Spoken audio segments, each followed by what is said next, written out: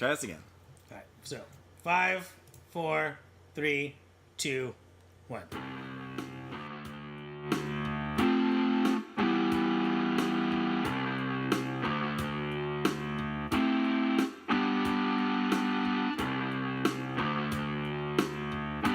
Welcome to Speaking Cinema, serious movie Jibber Jabber, a movie podcast, coming to you from Iceland New Bar, Site B, Hollywood, Los Angeles, California, America, planet Earth. With me today, Kev. Hello. Matt. Excuse me, sorry. Hi. Doing great. Follow us on Twitter at Speaking Cinema, rate, review, subscribe, listen to us Jibber Jabber on Stitcher, SoundCloud, and iTunes. Don't forget the Facebook page, Speaking Cinema, Facebook fan page. Great. Get on that shit. Where you can hear us post new episodes. I don't really know how Facebook works. People follow it. It's another way to get news about That's when new episodes are That's posted. so shmee. I hear so much about this. So shmee. Can we? Can we never say that again? Never again. Deal. Thank you. This is the noise of a handshake. Three ways. Three handshakes. Three-way The handshake. three-way handshake, which Davey is. I invented and it will abandon right now. This right. episode of the Jibber Jabber, the park is open. 2015 Jurassic World. Part of our ongoing series of currently airing titles, veering away from our obscure favorites and venturing out into maybe things that are currently in the ecosystem. No pun intended. Dinosaurs. Written by Rick Jaffa and Amanda Silver, along with Colin Trevorrow and Derek Connolly. Directed by Colin Trevorrow, Jurassic World. Back on topic. If you're not familiar, 22 years after the events of Jurassic Park, Iceland New Bar now features a fully functional dinosaur theme park, Jurassic World, as originally envisioned by John Hammond. After 10 years of successful operation, with visitor rates declining, in order to fulfill a corporate mandate, a new attraction is created to re-spark visitors' interest, which backfires horribly. What? I would hope so. The movie would be about 10 minutes long. Things backfire in Jurassic Park. You know, Wow. it's quite the story, but I'm looking forward to it. So this is, of course, the fourth movie in the Jurassic Park franchise, following the original Jurassic Park in '93, The Lost World in '97, and in 2001, Jurassic Park 3. This movie has been in development hell for 14 years. Yes, it is. And has gone through many drafts, many directors, many casting options, and one delay due to the 07 writer's strike. Those bastards. I support all writers. We get into a union debate. I'm pro Lazy bums. There's no debate. I am pro union. Those union fat cats. Pro union. Kev, unions? I'm pro-union. All right. Pro-union, so. You Shop at Walmart. Pay your people, Walmart. Unless you want to sponsor this podcast. Yeah. But even then, pay your people. Pay your people. So I remember touching on this development hell thing. I remember in high school I read about a draft on Ain't It Cool News where and we were talking about this before we went on air. Yeah. There's at one point the plot of this movie was going to be about a mercenary who teams up with genetically modified dinosaurs with human DNA to do military rescue missions. And, Wow. And there was some leaked concept art that came out around that time. And I believe they had guns, right? Was They had Chuck Norris guns. attached to this at any point? Because it seems like it's And right up his alley. It was horrible. Yeah. I remember reading that and being like, whoa. Worse than hybrid alien beast creature from Alien vs. Predator? Yes. Yeah. Okay. Yo, much worse. Okay. It was Just want to make sure we're on the same page very of bad. the level of shit. It was into it. It was pretty bad. Also, you can if you do a little searching on the internet, you can find that script, and I'm tempted to read it, but I don't know if I can physically. I might, if it's a rainy day, I might yank that script out. Sit down with a nice cup of coffee Yep. And just read the read abomination. pages of. Let's read some development hell. Yeah. See why it failed. So the work started on Jurassic 4 in 2001 after Jurassic Park 3's release. Over the course of 15 years, directors Joe Johnston, Steven Spielberg, Alex Proyas, and Breck Eisner were attached or rumored to direct and dropped out or never took the job. Kathleen Kennedy was brought in 2002 to produce and only dropped out so that she could start producing The Force Awakens. Wow. Perspective. That's a long 13 time. years ago. Yeah. On the acting front, Sam Neill has oscillated from being uninterested to attached multiple times. Jeff Goldblum, Keira Knightley, Jeremy Piven, Emily Rossum, and David Boreanaz were written in and out. Wow. Who's that? David from Angel. Bones. He's Booth Yeah. in Bones. Never. He's You're not familiar? Angel on Buffy the Vampire Slayer, Yeah. right? Angel. Is he I Angel? never watched that show. So. Laura Dern was rumored in and out as well. John Krasinski was considered for the part of Owen, which eventually went to Chris Pratt. And Josh Brolin was also in talks at one point. Oh. So this movie has gone... It's 14 years worth of... Everybody in this The moon town and back. was It attached to that sure movie. did. Release dates were rumored or announced for 2004, 2005, 2008, 2013, and 2014. All of those either... The Those rumors seminal were, years. rumors either were false or the dates were pushed, clearly, as the movie is coming out June 12th, 2015, as of this recording. Yes.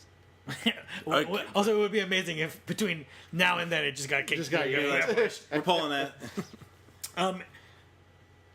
So, in researching this episode, I was surprised to learn that director Colin Trevorrow said this was, in his mind, a direct sequel to Jurassic Park 1 and ignores 2 and 3, although those are still in canon.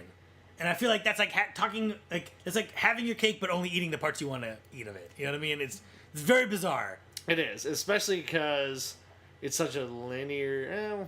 Yeah. It's such a linear story. Yeah. I mean, it gets dumb, But, I mean, which we'll talk about in a minute. But Yeah, but like 2 and 3 were kind of garbage. So I don't disagree with that statement at all. But if you get rid of them, I'm not going to be sad if they did. But it's far enough removed where the events of those don't need to affect the Yeah, like I story. just kind of don't give a shit. But if they're in canon, how can the events of those not affect the story? Especially 2. Like, Especially We're so 2. far ahead of time that like the characters aren't around. I'm just saying if As far as I know, there's no returning characters in this movie. as far as we know, no, except for BD Wong. BD Wong comes back. Fuck yeah, BD Wong. Yeah, The, BD. the incomparable BD Wong. The best character Dr. on Wu. Law and Order of SVU, Dr. Wu. No, Ice-T is way better. Except for second only to Ice-T. Thank you. No, Those are sounds of high fives. God bless you, Ice-T. Yeah. So I just feel like that's a weird thing, and I mean, we haven't seen this movie, so it'll be interesting to see how that shakes out. I just think that if you had a wild animal park and a creature got out that was 2 stories tall and murdered 50 or 60 people in downtown San Diego, the chances of you having a theme park need to be explained. True. So Agreed. that's just that. Additionally, there were supposed to be more hybrid dinos originally in the screenplay, but that was dropped to make the one more special, the Indominus Rex.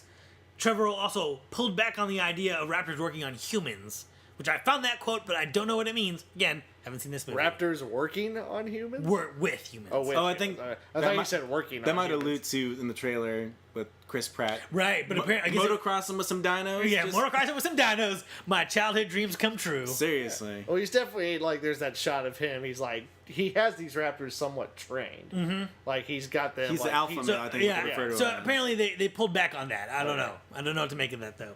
As of this recording, this movie is not out anywhere. By the time this episode drops, it should be in your local cinema if you live in the U.S. If you live in other countries, I am not aware of the global rollout. I have to assume that it'll be pretty global, as this is one of those tentpole movies. Dinosaurs. Everyone loves dinosaurs. Right. But if you're living in East Timor, you might not get it for another couple of years. Just saying. And our hearts go out to you. To our East Timor. listeners in East Timor. God bless you. Okay, moving on. Are you guys a fan of this franchise? Oh, yeah. Well, okay. Well, when you say franchise, The franchise. I like...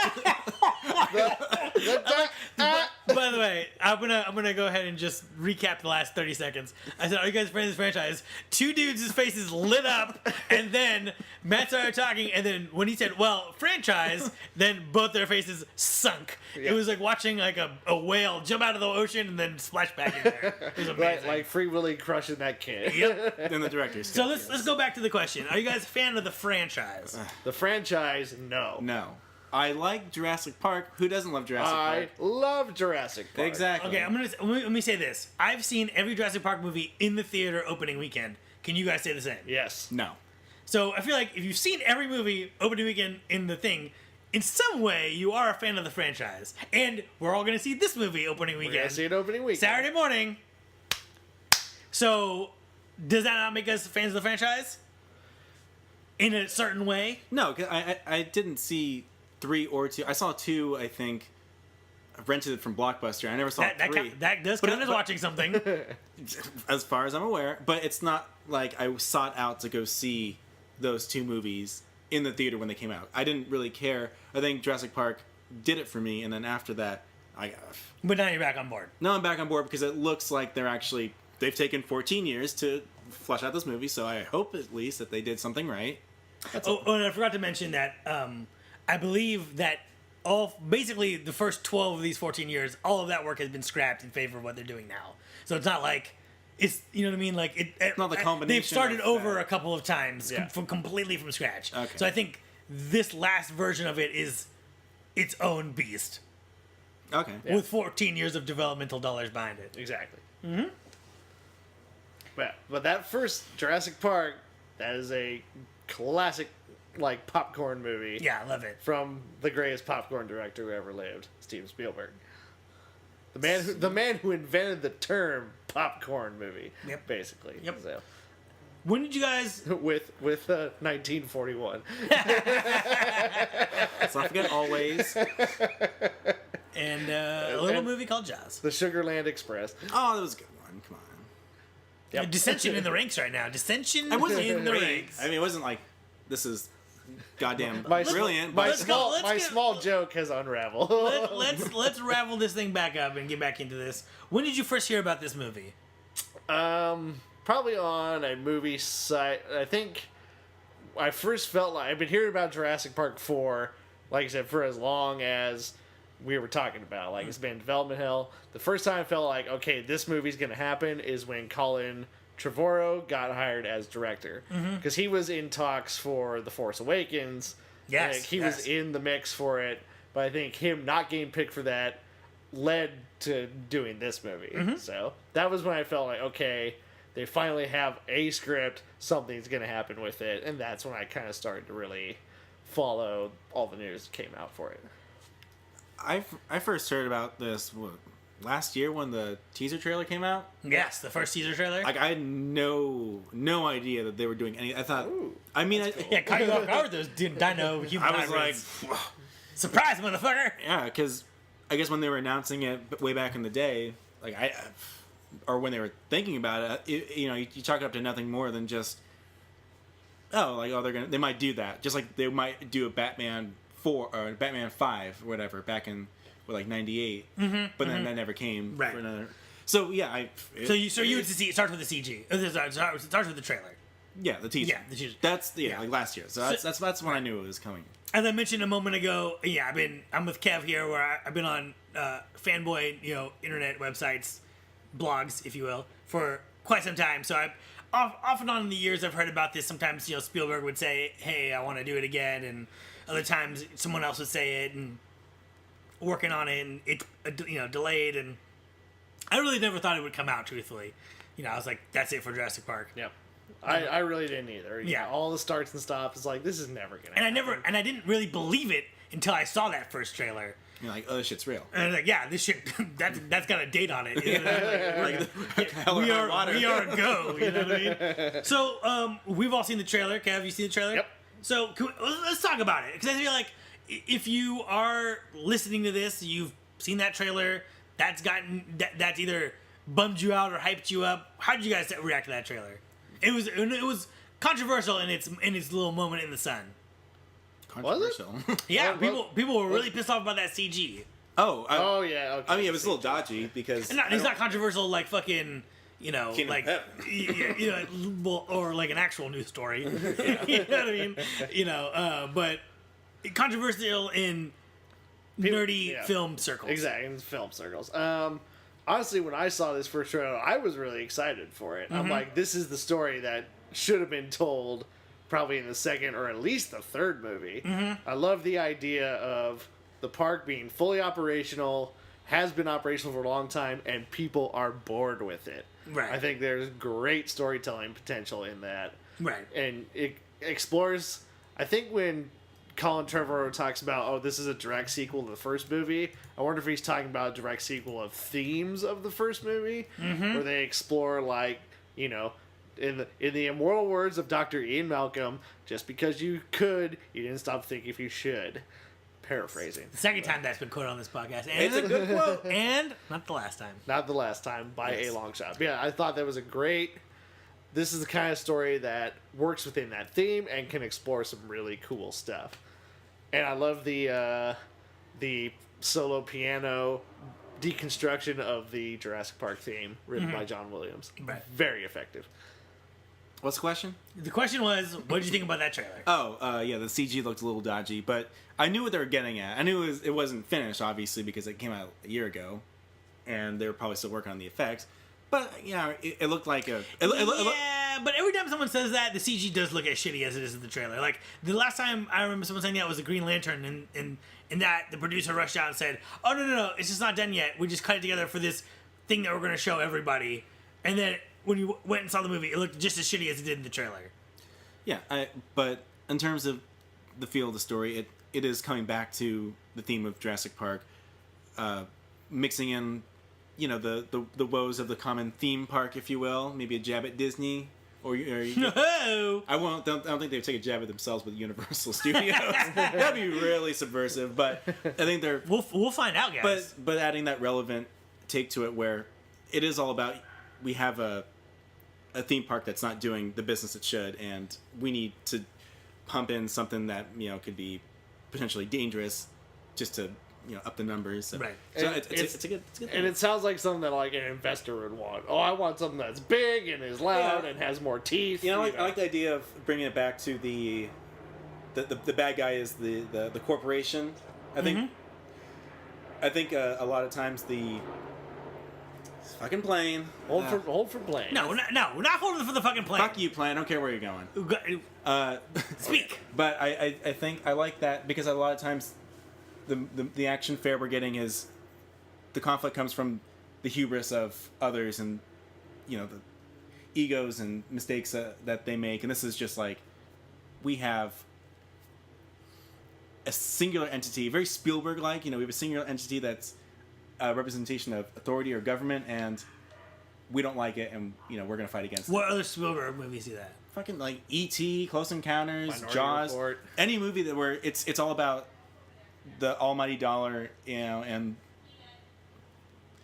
people talking upstairs. No, I'm just kidding. But you know what I'm talking about. In those movies where it's just don't shake your head at me. It's all about people who are more concerned about making money and making a profit, like in Jaws. And, Right, then- and it's represented by kind of a unknown face that represents authority or government.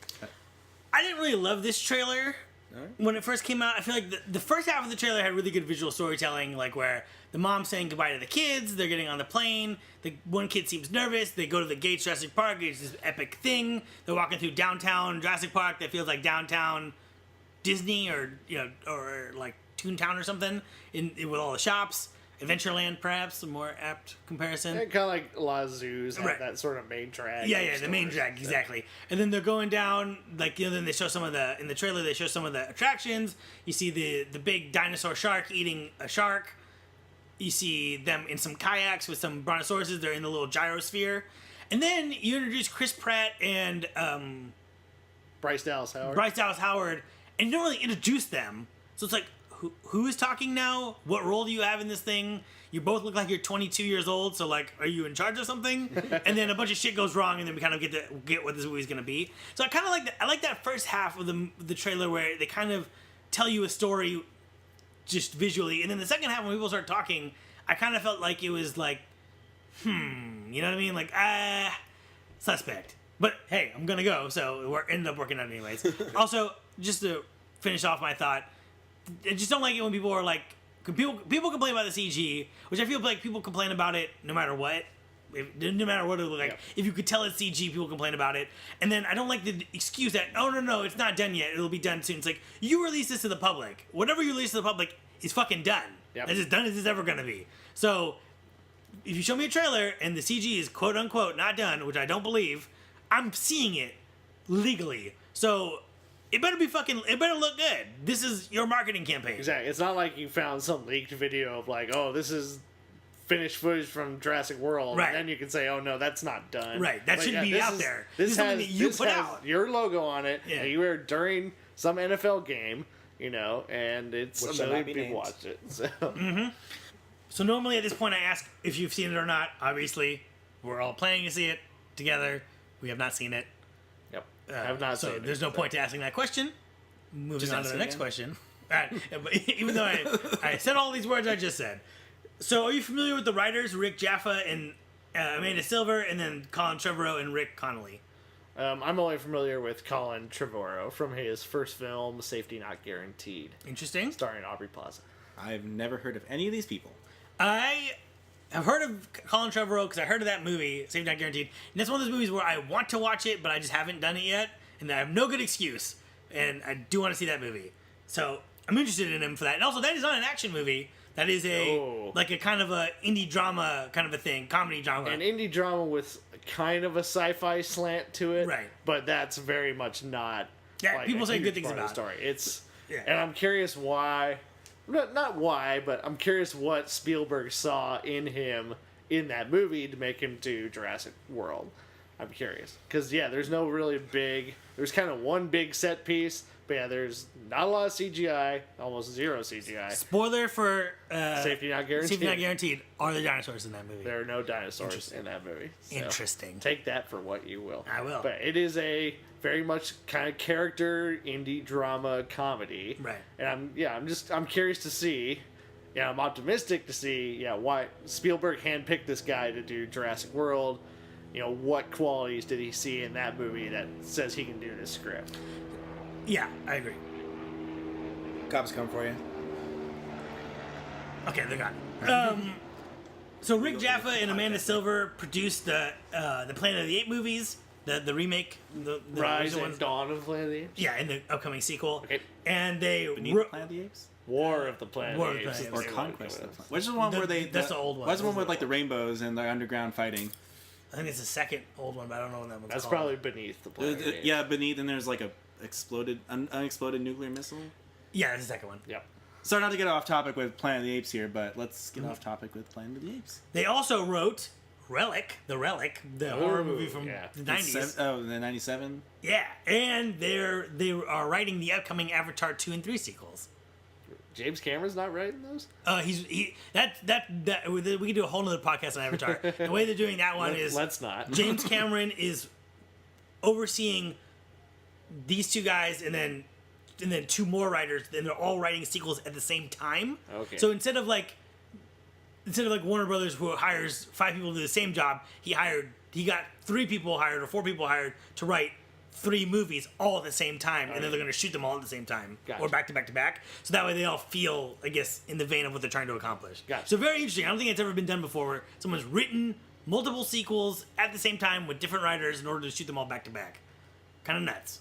We'll see if it pays See off. what happens. Yeah. So I think he's in a more advisory role for 3 different scripts. Okay, gotcha. So I feel like none of us are really super familiar with them, although I do like the Relic connection. I never saw it. Elaborate. That's just a goofy He was movie. like the It's a goofy movie from the 90s where it's a creature that's it's like a dude gets into a creature that like is constantly evolving. Uh-huh. So it's like the monster always looks different in every shot. I always get that and Mimic. Yeah. Yeah, Mimic Like- is Guillermo del Toro. Yes. Yeah, where it's Weinstein like Company, a lot of collab. like where every movie was just in a sewer. It takes place in Lot- a lot of sewer action I in the don't 90s. know lot of if late the 90s Relic sewer took action. Yeah. place in a sewer. That was in a history museum. Okay. But Mimic was definitely in a sewer. Yeah. Yeah. Oh yeah. Yeah, I saw Mimic recently. It's kind of a mess. But Guillermo del Toro kind of can explain It's got his visual flair. it. It does. Do you like movies about dinos? Yeah. Right. I got a mixed bag because I love movies about dinos, but boy, has there been a lot of shit movies made about dinos. I mean, I mean- high risk, high reward, bro. I don't know. You can name off a few, or we don't. I'm gonna get to that in a second. I got a list for you assholes. I'm that's sure gonna there's be probably some that crazy. you probably have omitted, and if you didn't, then I'd be very, very All surprised. right, listen, if I admitted them, feel free. Oh, I will. I do love the idea of dinosaurs in movies. It's a very interesting thing. I think it kind of harkens back to because a lot of kids, especially growing up, they love dinosaurs. Mm-hmm. You got the dinosaur bed sheets, and people like the idea of dinosaurs, so you want to see everything with dinosaurs. But boy, they made a lot of shit about them. Just real quick, I will say that I do, and I wish that the video game Dino Crisis got a modern day equivalent game, and I wish that Dino Crisis got turned into a movie franchise. That'd be awesome. That could be cool. They should Survival horror, dinosaurs. I just really love. Get on it, Capcom. Do it. Going to museums, seeing these full dinosaur skeletons, and just imagining that thing alive. Right. And that is Like, the T-Rex skeleton at the Natural History Museum in LA is terrifying because it's huge. Right. The one in the And main. there's one lobby. in Chicago as well. That's the most complete one they've ever found. Her name is Sue. And, to picture that thing, like, moving with skin and teeth chasing you is really thrilling and breathtaking. Pretty freaky. Yes, and freaky. So that's why I love dinosaurs. So dinosaurs. Consensus. We like dinosaurs. Love me some dinosaurs. So what do you guys like CG? If used correctly, yes. I don't like CG, but then again, it's compared to nothing because no one's doing effects with, or hardly if there anyone doing effects with either models or blue screen or anything. So it's either CG or nothing essentially. So I don't like the idea of overuse of CG. Obviously, I don't think anyone does. I don't like it when it's blatant and obvious. I don't like it when it's done poorly. I'm sure no one likes seeing CG done poorly. So Well, the thing is, I feel like people bitch about CG, right, a lot, especially on that internet. Yep. But every movie that comes out that is any kind of, high concept movie is full of CG, right? And those movies do extremely well. So I feel like there's a disconnect between people's idea that they hate it and the realities of it being everywhere, and we all love movies. Do you know what I'm saying? I think there's a degree of the use of CG that makes them enjoyable. Like, it takes real skill to direct a movie that's going to use a lot of CG, and Spielberg is the master of it. yes. Like him and, to a certain extent, Peter Jackson, although Peter Jackson got a little lazy with the Hobbit trilogy, I think. But, Michael Bay? get out of here. But no, just look at Jurassic Park, a movie that is 22 years old, and it still looks really good, even though it's using 22-year-old CG technology. But it's because it's not the only tool they used. Right, and it's used effectively. It's used really effectively. He used a mix of animatronics, CG, practical effects on set, like when the raptor gets thrown and he gets thrown into the T-Rex skeleton and the T-Rex skeleton breaks. Like, the raptor is CG, the T-Rex skeleton is real, and they rigged it with a little explosive to break. And it breaks. And and he films it in a way that it's so your eyes just buy it a lot more. Mm-hmm. Whereas when everything is CG on a screen, our eyes just can't. We have no reference to reality, It's and no we depth, say exactly. It has no weight to it either. Yeah. It feels like it's just some pixel fighting. Pixel fighter. Exactly. I love practical effects as much as everybody, but CG can be used effectively. And to say CG sucks, it sucks in the wrong hands. Right, and I feel the same way about practical effects, where I feel like good practical effects are great, and bad practical effects look like stuffed animals, that are supposed to, be, you know what I'm saying? It's like, good things are good, and things done poorly are done poorly. And that's I think that people attack the tools, but it's listen, I fucking love zombievers, but those fucking beavers look like shit. That's kind of the appeal, but they do. And to say that those practical effects look better than a CG effect intrinsically because they're practical, I think is just kind of a ridiculous thing. Exactly. It's a tool. It can be an overused tool these days because it's in vogue. Well, and a lot of the practical effects unions and the makeup unions, those guys, you have to pay a lot more, whereas CG isn't quite as organized, and they can ship that out to a studio in China or something. And looking at you, Rhythm and Hughes. And in their short-sightedness, they say, "Oh, this is the cheaper way to go." Right. But with the man hours, it takes a long time. So. All right. Great response, Kev. Matt, also good. Me, doing good too. Oh, yeah. Moving on, we're going really killed that CG question. All right, so let's move into rapid fire here. Gonna ask some questions, just a quick answer, and then we're gonna get into the lightning round, which we'll see if I forgot any dinosaur movies. But so rapid fire, rank the Jurassic Park films in order of best to worst. I'd be shocked if we didn't have consensus on this. Yeah, I'm about to say that we can all just say them out at the same time. Okay, so 1, 2, 3. 1, 2, 3. Yeah! Shocking. Bryce Dallas Howard. Okay. I don't think I've seen her in anything. Yeah, I don't think I've seen. I mean, she's been in Same sounds familiar, but in the I don't- M. Night Shyamalan movies, and I really liked her in 50-50. oh, she was really good at 50-50. She was a good just fucking bitch, but like, but manipulative in In a a good way way. that you could believe that the character would fall for it, but then you realize that it was a good foil for that character. Other than that, yeah, the village, which was she was not the problem. There are a lot of problems in that movie. Well, we can't. Can't If we get into the village, we'll never get out. Yeah, it's- so let's just- let's it's a move black- on. it's a Let's just black move on. hole. let's just Yeah, not. it's a cone of ignorance. Oh god, just slowly. Chris Pratt. Chris Pratt. Oh, Chris Pratt's great. I initially had reservations about it because you just know him as Andy Dwyer and you think him as just like a big, tall, goofy lunkhead. But you see him in Guardians and you know that he can actually hold himself up to be actually pretty good. And in Lego Movie, you know, did exceptionally well. So I have high hopes. I think that he's gonna sell. He's gonna bring it. I too like Chris Pratt. Proved he can be a leading man in Guardians of the Galaxy, but also has kind of a charming edge. Not necessarily an everyman edge, but yeah, he's very silly but can command the screen. Kind of like a young Harrison Ford. maybe. Oh, Whoa, I don't know about that's Maybe. Is this next not- level shit not- right there. not Is this a quite- call out to Indiana Jones reboot? And that's sort of not. We don't know what's going on with that. But We can speculate. I never saw Parks and Rec, so I don't know him from that. I know him from Guardians, Her. I know him from Guardians, Her, and the Lego Movie. And, you know, I thought he killed it in all of those, especially in Her. He was I great feel like in he Her. was like the best part of that whole movie. And I love that whole movie. Yep. But he was just... So, I'm excited for him in this movie. I'm excited for Bryce Dallas Howard, too. But from the trailers, I don't know. I have a slight reservation from just their interactions, but hopefully there's a payoff there and it all works out. I think it's going to be good because he brings a fun to it, and if you don't have fun in Jurassic Park, as we've seen with the two and three. 2 and 3, like if you don't have fun with it, like that's like what's the most memorable part or most memorable character in Jurassic Park?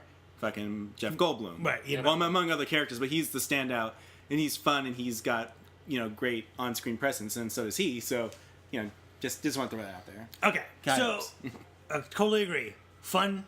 You need fun with dinosaurs. Yes. Dinosaurs. You need it. What do you think about skipping? And again, briefly, what do you think about skipping the history of Jurassic Park and going straight to Jurassic World? Skipping 2 and 3. I'm all for it. Yeah, I I feel have no like problem with two, that. 2 and 3 don't add enough substantial character moments or story moments that we need to really address them too much in this movie. And I also think that like if you connect them all, then there's a temptation to bring back some of the older characters, and then the story just becomes about people who have the worst luck ever, who 20 years ago made a mistake that will haunt them for the rest of their whole lives. You know what I mean? And again, don't know if that's really fun. And was right? it- Watching was it their own a fault? 7-year-old Jeff Goldblum suffer through this thing again. Exactly. Yeah, he's got to push apartments.com. So let him do his thing. Apartments.com. Plug. Okay, so here, lightning round right here. This is called What This Movie. I'm going to say a name of a movie, and you say if you love it, if you like it, love it, hate it, or if there's another adjective or adverb or whatever. Just one. Sure, just keep it short. Okay, So, if you say fuck this movie or I love that movie, that's but not that's like a fine. dissertation about. Yeah, why you yeah. lo- Keep why your you- why you dissertations love- for your college credit. All right. Right. So we're gonna, and these are all the theme here is dinosaur movies. No, Well, So Jurassic Park, yes, love it. excellent. love it. Jurassic Park 2: The Lost World. It was okay. Yeah, it's mediocre. Ugh. Carnosaur. Gene Siskel's favorite movie. He loved it. No, terrible. I've actually never seen it, but probably terrible. I believe I saw it on Sci-Fi Channel a long time ago. Terrible. I'm just gonna sum up my thoughts with pass. Jurassic Park 3. Ugh, awful. Never saw it, but assumed the worst. It's just tonally and everything just not good. Beast from 20,000 Fathoms.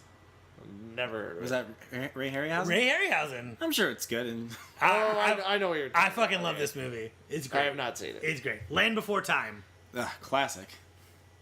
I don't know about that. was not a fan when it came out. Pass.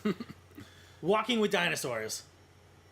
Like the stage show, Walking with No, Dinosaurs? it's a movie that I think what- Fox put out a couple years ago. Was that? It's like with all the CG was dinosaurs. was that David Attenborough? I don't know, bro. Yeah, I know what you're talking about. Who's brother with Richard Attenborough, who was in Jurassic Park. Yeah. 6 Degrees of John Look Hammond. at that. Well, all that is interesting. I'm gonna say not interested in this. Nah, Not interested. I know don't what care. you're talking about. Yeah. Movie. Land Before Time 2: The Great Valley Adventure. Fuck no. No. Fuck no. I disagree with Kevin. I agree with that. Fuck no. I liked those movies when I was a kid. When nowadays no. Land Before Time 3, the time of the great giving. Are you going through Yeah, the I whole was gonna like say- 19 Land There's Before 10 Time movies? Listen, I'm not gonna spoil the list. Tell me what you think. No. Doubly no. No. Land Before Time 4, Journey damn Through it. the Mist. No. That's all right. Remember those little I'm gonna say at 4 is when they really start to jump the shark on the series. Remember those little puppets from Pizza Hut? Oh fuck! I had them. Yeah, a little. Yeah. I had Spike and were fun. Petrie. They're fun. They're cute. Yeah. Pizza.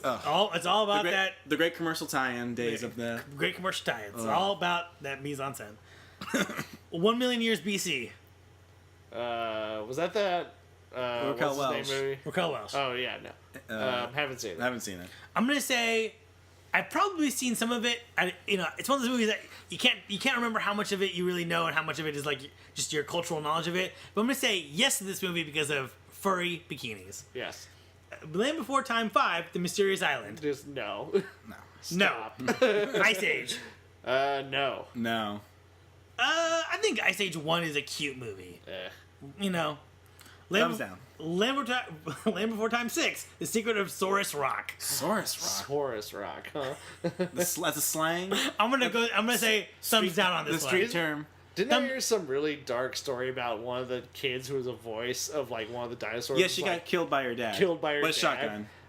Like there's some This has gotten fucked up shit. way dark. Oh yeah. We're just gonna go. Let's just move on. Let's That's just move straight. on. Yeah, she was the voice of Ducky. Yeah, straight. That's real. Yeah, this is Ducky. Straight that up, is- just that is miserably Shit, dark. God. Ice Age: The Meltdown, which is Ice Age 2. No. No.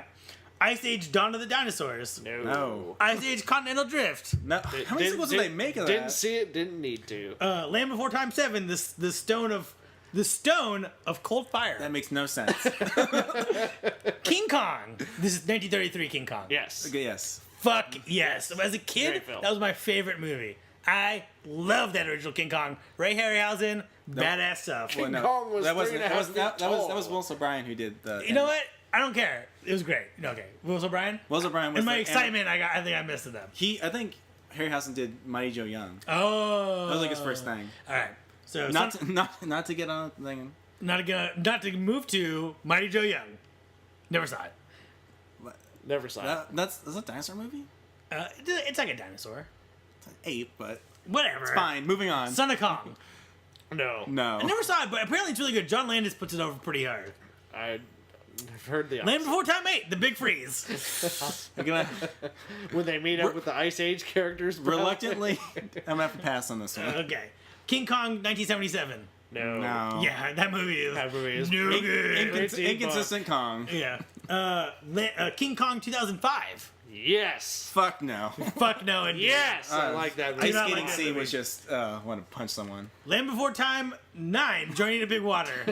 And Land Before Time 10, The Great Long Neck Migration. I'm gonna put both of those as terrible. It's a double feature of no. Godzilla 1954. Yes. Yes. Yeah, that movie is great. Great. Much more somber film that a lot of people remember. Yeah. And It's a pretty dark. kind of a weird thing. it's like a heavy movie. and there's a great scene in that movie where they allude to Godzilla always being around. Like, yeah, Godzilla. We all know what you're talking about. Great stuff. That's cool. Yeah. Godzilla in 1998. Oh boy. Fuck no. That movie is an insult What's- to all of culture. What's the fun in that? Land Before Time 9, Journey to Big Water. Oh, wait, no, I already said That's that. gotta be 11, Sorry. right? Land Before, excuse me. Land Before Time 11, Invasion of the Tiny Sauruses. The tiny sources. Tiny sources. When did that one come out? Do we have any? Dates? I don't have a timeline handy. Who's still churning out Land Before Time? Dude, those. We're gonna get to future movies and maybe I have a surprise for you. Oh boy. Godzilla 2014. Yes. Meh. I'm gonna give it a halfsies. My favorite title for anything in the history of everything, The Terror of Mechagodzilla. Wow, that's a great title. I'm gonna give thumbs up just for that fucking title. Just that title, and I will seek that out. Was The that, Terror of Mechagodzilla. is that the one with Baby Godzilla? No, this is the one with Mechagodzilla. Oh, okay. I know there's a Baby Godzilla. Hence the I wouldn't title. Hence the title. The I don't know the Terror of appearance. Mechagodzilla. all right. Land Before Time 12, The Great Day of the Flyers. The Great Day of the Fly. I just imagine a group of animators chained up, churning out these movies. In Korea, they're just like. Speaking of animators churning these out, Land Before Time 13, The Wisdom of Friends. That's not anything to do with dinosaurs. We're talking about the movie's about dinosaurs. No, what is the Wisdom title? of Wisdom of Friends? Friends. It could be anything. It could be a fucking All right, 10,000 Veggie Tales. 10,000 years title. BC. That's the Roland Emmerich movie, Yeah. right? No. Yeah, no. Awful. Theodore Rex With- Whoopi Goldberg. Oh, with Whoopi Goldberg. I'm glad you remembered that one. 'Cause that was one of those ones I'm like, you better have remembered that one. You better have. No. Yeah, no, it's Land of the Lost. no. No. Yeah, no. Never liked the show. Certainly did not. I want kind to of see feel the same way as you. I didn't never like the show. Was like, it's just a bummer of a show. Yep. Any show where people are like lost and miserable, like I don't like. yeah, Yeah, this is- And that Will Terrible. Ferrell movie just looked awful. and there are many more dinosaur movies, but I'm gonna end it here with Tammy and the T-Rex. Ugh. Classic.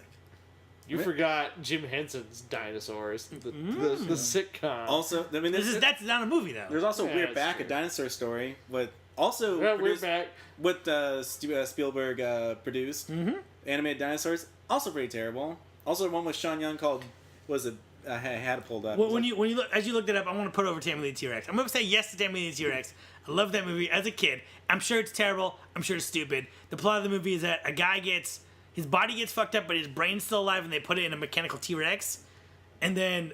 Which is as dumb as it sounds, right? It's a movie that was on like TNT at like 3:00 in the afternoon on a Saturday morning, aka my time. The end of the movie though is Denise Richard pours alcohol. They take the brain out of the T-Rex. They put it in like a basically like a aquarium, and the brain can communicate through like a computer. Uh-huh. Denise Richards pours some alcohol on top of the brain. The guy's like, that tastes good. And then she does a striptease in lingerie. And as a kid, this blew my mind. And this is in an age of the internet, but before IMDb. And it took me and Matt and our friend Jeff years of trying to figure out what movie. We kept thinking it was a Carnosaur sequel, but it wasn't. And then eventually we found it. And man, Now I blew my mind. And now it doesn't hold up at all. But oh. what are you saying? Sorry. Oh no, there's another movie I used to watch as a kid. It was really, really bad. It had Sean Young and William Catt of Greatest American Hero fame, called what is it? It's called Baby: Secret of the Lost Legend, in which scientists find a baby brontosaurus in the Amazon. I remember try this. to rescue it, but are at odds with a greedy scientist and the government. Absolute dog shit. But when you're a kid, it is. So the remember point. So this was a long and kind of a ridiculous thing, and I'll get to the explanation in 1 minute. Right after we play What This Movie Future Edition with movies that have been announced but have not come out yet. Ready? Ready. I got it. Only 5 here. So All right, ready. Ice Age 5, 2016. No. No. So this is This is your level of interest, which is also definitely for me no. The Good Dinosaur, Pixar, 2015. Yeah, I think that's got an interesting premise. Teaser trailer was interesting. For me, it's a Pixar movie, so I'm probably Exactly. gonna It's a see it, Pixar and it's gonna movie. break my fucking heart. Yeah, I haven't heard actually anything about it. I don't know really what's going on. Had some production troubles. Oh. Had some director John changes, Lasseter some was writer like- changes. Going crazy. or Not something. everything is always, tip-top shape with Pixar. I But don't know. that happened with Ratatouille, and Ratatouille is still great. Untitled Godzilla sequel, 2018. I'm all for it. Can't wait. I don't know. I'm gonna say I need to see the trailer first. Land Before Time 14, Journey of the Heart. Wow. 2015. Journey of Also, the Spielberg Heart. also produced these movies, and Lucas too. Was Really? it the producer or is just under the Amblin title? They say producer. I don't know what that means. I don't know. Maybe he's lost his I'm gonna touch. say I'm gonna go ahead and speak for all of us when I say hard no. I bet they're still releasing these on like those really big VHS boxes. The big plastic. Yeah. That's probably what they're still coming out. All right, and then last but not least, Untitled Jurassic Park sequel, no date yet. Let's see how Jurassic World Yeah. goes. See how Jurassic World goes? Only time will tell. Only time will tell. I agree. Okay, so that was let me justify this ridiculous long list. I found the Wikipedia page for Land Before Time, and they all had these ridiculous titles, and I was like, "That's gonna be funny." So, as much as that annoyed you guys, come on, It made me tiny laugh. sauruses. Yeah. It's- Terrible. All right, so let's wrap this up. We got a few more things here. CG or puppets? Depends on how they're used. Puppet, like CG or puppets? puppets.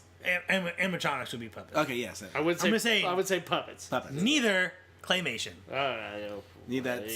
Fuck, marry, kill. Ready? Yeah. Ian Malcolm, Owen from this new movie, or Dr. Alan Grant? And Dr. Alan Grant. Fuck, marry, kill. Go. Fuck Malcolm. I would marry Dr. Grant. I don't want to kill Owen because I haven't met him yet, but he's killed by default.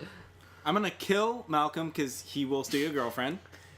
I will marry Grant because he's probably getting some good kickback money for his archaeological digs. And I'd marry Owen. He seems to be a good provider, a very alpha male. Fuck Ian, marry Owen, kill Grant.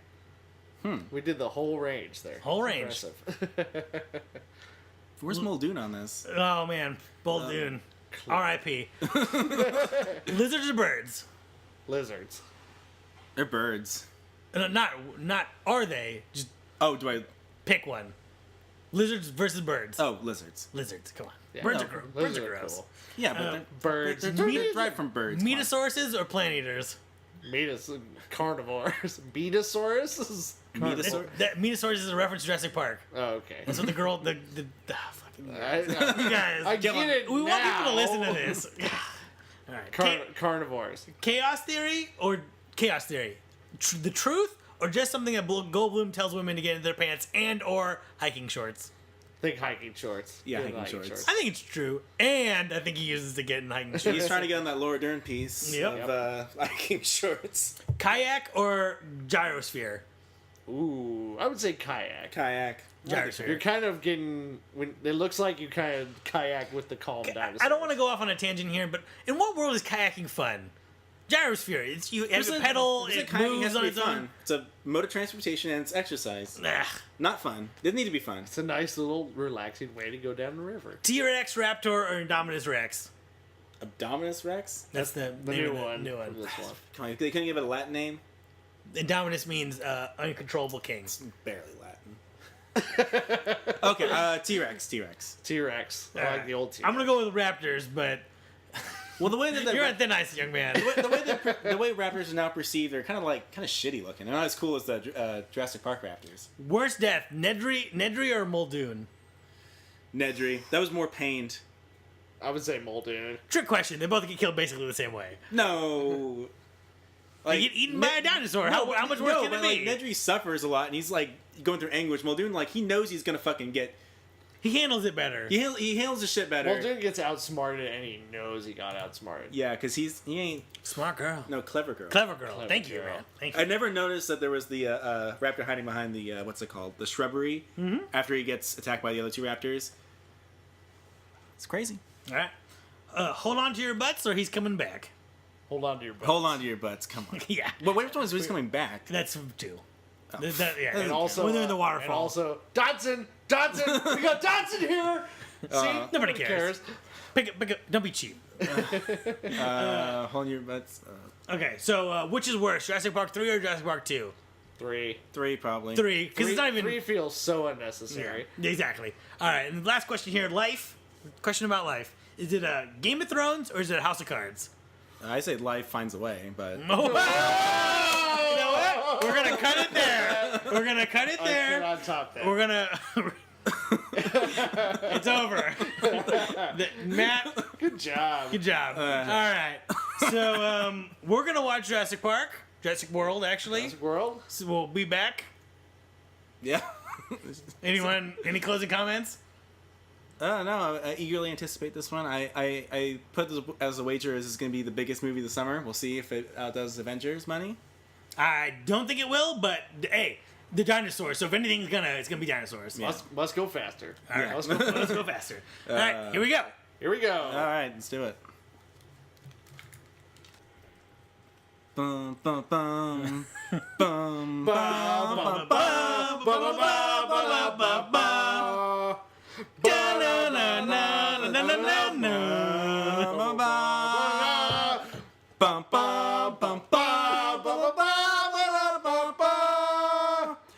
All right, so we're back. Jurassic World. Yes, back from 65 million years ago. Back, we got to get back to the future.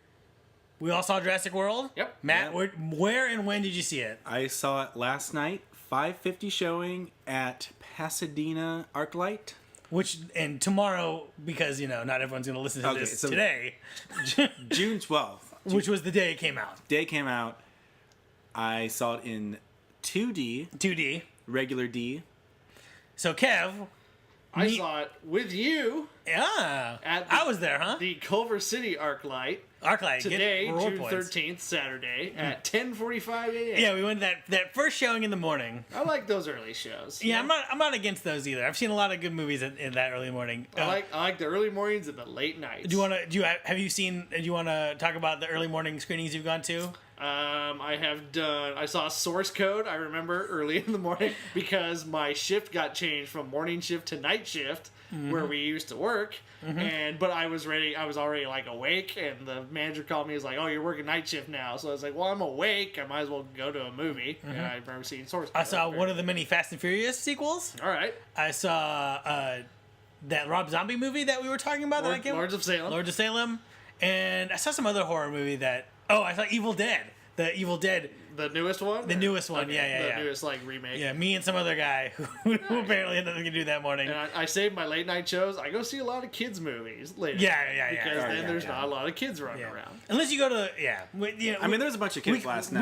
We could talk 17 hours for this. Oh, but I do want to get into that. So at our showing, me and Kev showing, no kids. Oh, you're lucky. There were some younger kids. There was some tweens and early teens. 9 but to no 13-year-olds. Yeah. No one, and very little talking. Yeah. Although I will say it was a good crowd. they were not very enthusiastic though. Well, we gave the enthusiasm. Yeah, because me, you, and our respective girlfriends were cackling at some jokes. Yes. Oh. Cackling like sons of bitches, and no one was selling anything. They were all just quietly watching the movie, which is fine, but there, spoiler for this movie, and maybe I'm getting ahead of myself. There's some things that were worth sharing in this movie. Just remember, watch this movie before you listen to this podcast. Spoiler warning. This is your final spoiler warning. Spoiler warning in this fact, this is all going to be spoilers. Right, and unless you don't care, and then I guess you don't care. Well, I figure if, by the time this comes out, everyone is either you wanted to see Jurassic Park and you saw it already the first opening day, or you don't care about that much and you'll see it maybe a week or 2 weeks later. In that case, we don't care about you if you're going to wait and see it. Go see it now, right now. Matt, apparently a proponent of the opening weekend numbers. Got to keep them up. Got to push up those numbers. Your screening, good crowd, a lot of kids. I mean, there were some kids. There was a row of kids, and I think the mom was sitting a row behind them, kind of keeping an eye on them. And they were a little chit-chatting. I was like, what? But there was someone behind me who was on their cell phone. You could see the light, and someone in front of me was on their cell phone with the light. I was like, oh, you need to. I mean, previews, I'll give you. You can do that, but fuck no, not when the movie's playing. When that movie starts, you turn that shit off. But this person behind me put their cell phone up and waved the light to let their friend know. I'm like, it's not that fucking dark in a movie theater. This isn't. Whatever. An Orwellian dystopia. Your screening. It wasn't a gray man in the screen telling us, to work and. And then a lady came out and was running with a sledgehammer. Was that in your guys' screening? She came out with a sledgehammer and threw it at the screen. All right. So enough of stupid references. Let's talk about this movie. All right. So, does anyone want to summarize it really quick? I'll give it a summary. I'll give it a shot. So this takes place, they say, in the movie 20 years after the events of Jurassic Park 1. The Jurassic World has been thriving for a good 10 years now, is a global theme park attraction. There are two kids, Zach and what's the other kid? Gray. Okay. They get sent there because their aunt, who is played by Bryce Dallas Howard, is the park manager, and they got free passes to go because their parents are getting divorced, and this was supposed to be a family vacation. They go, but instead of being a family, we're stopping. Exactly. In true Spielberg fashion. We need a broken family. Yeah. But anyways, so Hey, his name was Gray. Great, excellent, Confirmed. Good job, Matt. Thank you. And then the Bryce Dallas Howard goes to explain how they have created a new dinosaur, the Indominus Rex. Okay, first I thought it was the Abominable Rex. That's a stupid name, but it was actually Indominus. Indominus Rex. You made that perfectly clear on the introduction of this. Oh, I know. I'm just saying. I finally heard it. I'm like, oh, okay, it made sense. The Sorry, don't mean to interrupt. It's all good. And they Shut up. And they talk about how this will be the new attraction because they need to keep the public interested every few years. And then Chris Pratt comes into the picture, his name is Owen. He is a trainer and a ex-Navy person. Yeah, not a Navy SEAL, he's just a dude. He is a trainer of raptors. He has established himself as an alpha in a pack of raptors that are kept on the park. And he is brought in to consult on the Indominus Rex. And then the Indominus Rex escapes. It's in its cage. Did not see that coming. Via tricking the humans. Wait, hold on. Did you really not see that coming? Continue. But the Indominus Rex tricks the humans into escaping its compound and is let loose on the park, and all hell breaks loose. That's a good. I like that summary. And now that we've summarized it, what did we think? General thoughts, Matt. Liked it? Yes, no, maybe so. I liked it. It was great. It was fun. Great entertainment thrill ride. Kev? I really liked this movie. I was very impressed. Like, nothing's ever going to top Jurassic Park 1. I just want to put that right there. That is the ultimate popcorn movie, I think. But, so I didn't have, like, huge expectations for this. I was just, it's going to be a fun ride. I was really impressed by this film. And I thought it was a great, like Matt said, great thrill ride. Just a great story overall. And I thought it was a perfect summer movie. We're going to go for the hat trick here. And I also fucking love this movie. I thought it was great. And it was weird because I knew that we were going to do it for the podcast. I knew that we were trying to get this out quick. I knew I wanted to see it. So I was trying not to read any reviews because I didn't want any kind of spoilers. Also, I was watching this movie on TV, and they kept showing clips from the movie, and it was like, the earlier movies, watching those on TV, they kept showing clips. Stop showing the clips on fucking TV. I want to watch the actual movie. Exactly. But some negative buzz on this movie, like Devin Faraci at not Badass Digest anymore. Birth Movies Death was criticizing this. But I really liked it. I don't know what anyone is really upset about. Yeah, I feel like this is a good follow-up. A lot of the bad reviews were talking about script problems, and they didn't like... They're like, it's just more dumb people doing dumb things, and they didn't like the characters.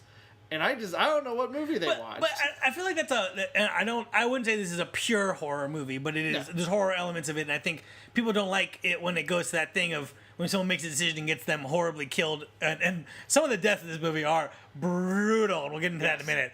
And I feel like people don't like that, but like in real life, people make stupid decisions that get people killed. You know what I mean? And maybe you don't like that about life. Maybe that makes you feel uncomfortable. But like to say like, these people are making dumb decisions. Like, yeah, people make really dumb decisions in life, and it gets people killed. Looking at you, Disneyland. No, I'm just kidding.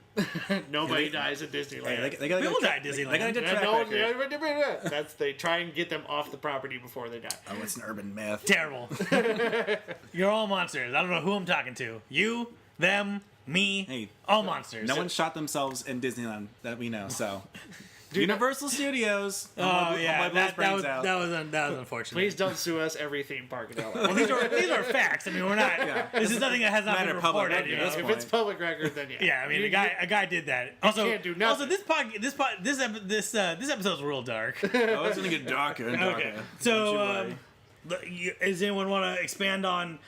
I'll start here. I want to say something about the movie. I do like how a lot of characters in this movie are shades of gray, and I think I don't know if people are giving the movie credit for that. You got Owen, who is training velociraptors, and it's like he kind of knows that there's a military application implied here, but he's doing it anyways because he likes it. You have the billionaire guy. Played by Irfan Khan. Yeah. I forget his name. Khan! Sorry, I had to do it. Yeah. I believe Vincent D'Onofrio refers to him as Maserati at one point. Yeah, I was like, wait, what? Jokingly. Okay. I was like, I'm gonna tie in. His character is like an eccentric billionaire, the Richard Bronson, the guy who owns Virgin. Who was apparently, as he says in the movie, the chosen heir for this of John Hammond. Right. Like John Hammond handpicked him to run the park, to continue his vision. Which I like. I liked his character. He was a guy who, money is important to him, but he's also, kind of a kid at heart, and he wants to have fun. He wants to fly a helicopter. He wants to learn things. He wants to spare no expense. But at the same time, he's fucked up for the last 20 years because he's asked for things that he doesn't understand, right? Yep. He's like, there's a great scene where he confronts BD Wong and says, how can you make these monsters? And he's like, you emphatically asked me to. You know what I mean? He's like, you can't say I want something that's a killer and then not have the downsides of apex predator. So I liked how a lot of these characters, even Vincent D'Onofrio, who's the villain character, he's a dick and he's really rude, and he's kind of gross. But a lot of things he says are true. He talks about nature being this cold. He accuses everyone of kind of whitewashing nature and making it like this cute, cuddly place. And he's like, nature is violence, and he's right. Like, we do have this view of nature, and it's very Tolkien-esque of it's just paradise, and it's like nature is like you death by murder, death by starvation, or death by exposure. Like, nature is not a happy place to be. There's a reason why our shave ape forefathers created huts to live in and caves and things, because nature's a motherfucker. You know what I mean?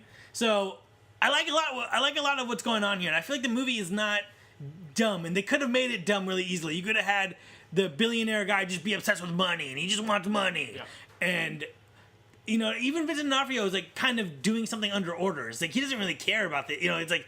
It felt very grounded in that way. I don't know. Yeah, he wasn't just being dastardly. Like, oh, we're going to make these evil raptors and make all this money. For those who can't see, Kevin is doing the... Mr. Burns finger... Yes. Like how twirling the mustache. Twirling the mustache, like how a Very praying maniacal. mantis cleans its forearms. Yeah. I did want to interject one thing before we go on, but Kevin said that he was handpicked from Hammond to run this.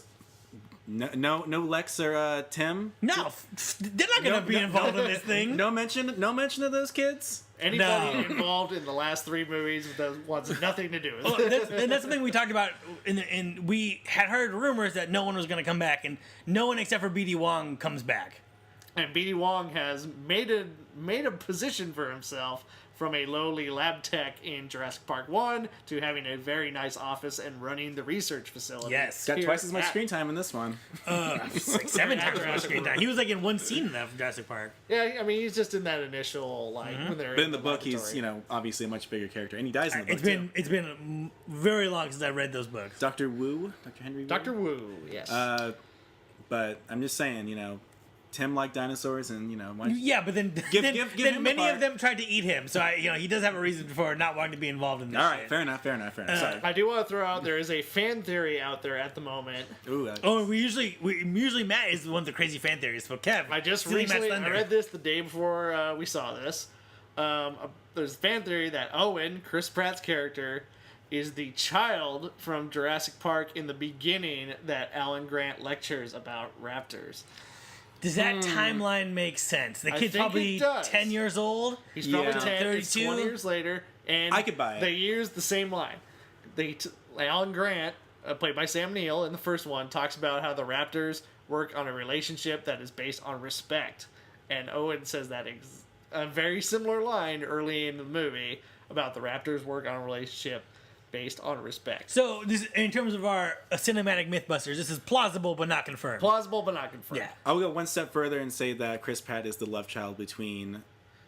No, I'm not gonna go there. No, finish your bizarro thought. Oh, I was just gonna say the love child between. I was gonna say. Alan Grant and Laura Dern's character? No, they're already in a relationship. I'm saying the illicit love affair of Ian Malcolm and Laura Dern. Oh. But I don't. Again, even less. And even more implausible, maybe Hammond and Laura Dern got on. Also, are you calling Laura Dern a whore?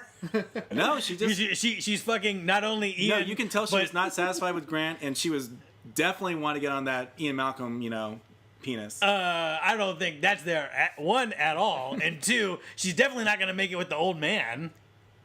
She's disgusted by him. But Spare no expense. he's gonna fund their dig. I think there's a little asterisk in that clause. I think right, we've we need to opened move a on from this. very dark Pandora's door into Matt's psyche. Oh boy. Because I think, I mean, listen, or I he's can talk part about raptor. Jurassic World for like 20 consecutive hours, but I do think that she's flirting with what's his face, but she is not interested in him. Sure. And with Jeff Goldblum, but she's not interested in him. Okay, I'm moving past But this. we're doing Jurassic World here. I do want to do one more. There was one little detail I noticed in in the control room, the one guy who's the comic relief, I don't remember his The character. dude from The New Girl. Jake Johnson. Jake Johnson. Jake Johnson's Mustache character. McGee. If you look very closely, he has a book by Dr. Ian Malcolm. On I his desk. did not see that. I But didn't catch that's what that, but I people heard say. about it. Yeah. That there was a little Easter egg You on can that see the main thing you can see Lowry. is a picture of Jeff Goldblum on the back of this book. So one. All right. No, Anyway. back on track. Yeah. I did think that, now that we're talking about the character of Lowry, I did think it was bizarre that he had a Jurassic Park t-shirt.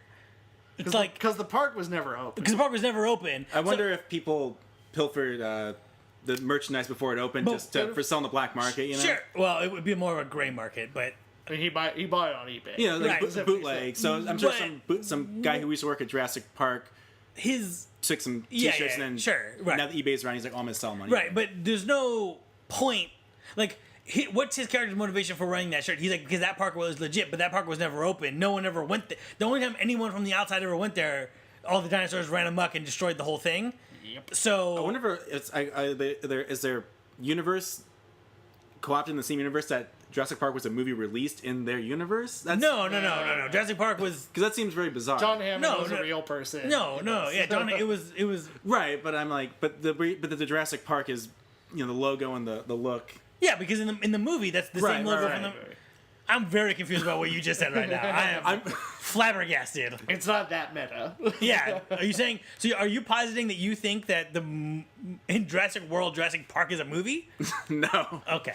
no, not at all. But it is weird that what you're saying. It's weird that he has that shirt. Well, it's weird. It's not weird that he has the shirt. It's weird that his reason he gives is weird. He's like, I got it because that park was legit, but that park was never legit. Maybe he's saying that because that park didn't have any corporate ownership or any.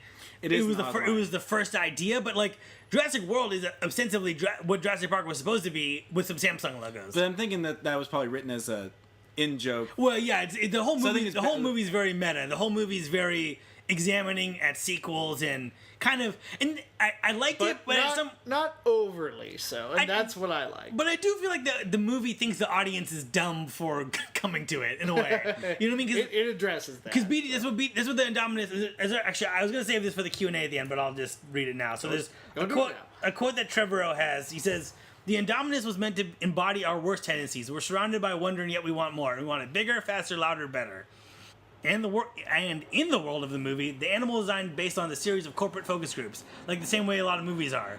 They sit a bunch of people down and ask them, "What can we make dinosaurs more entertaining to you?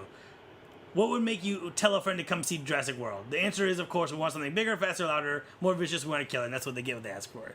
So in some ways, that's a meta reference to movies, right? Like if you have a chase sequence in the first movie, then you have to have a train sequence in the second movie. And if it's, if Rambo kills 6 people in the first movie, he kill 50 in the second movie.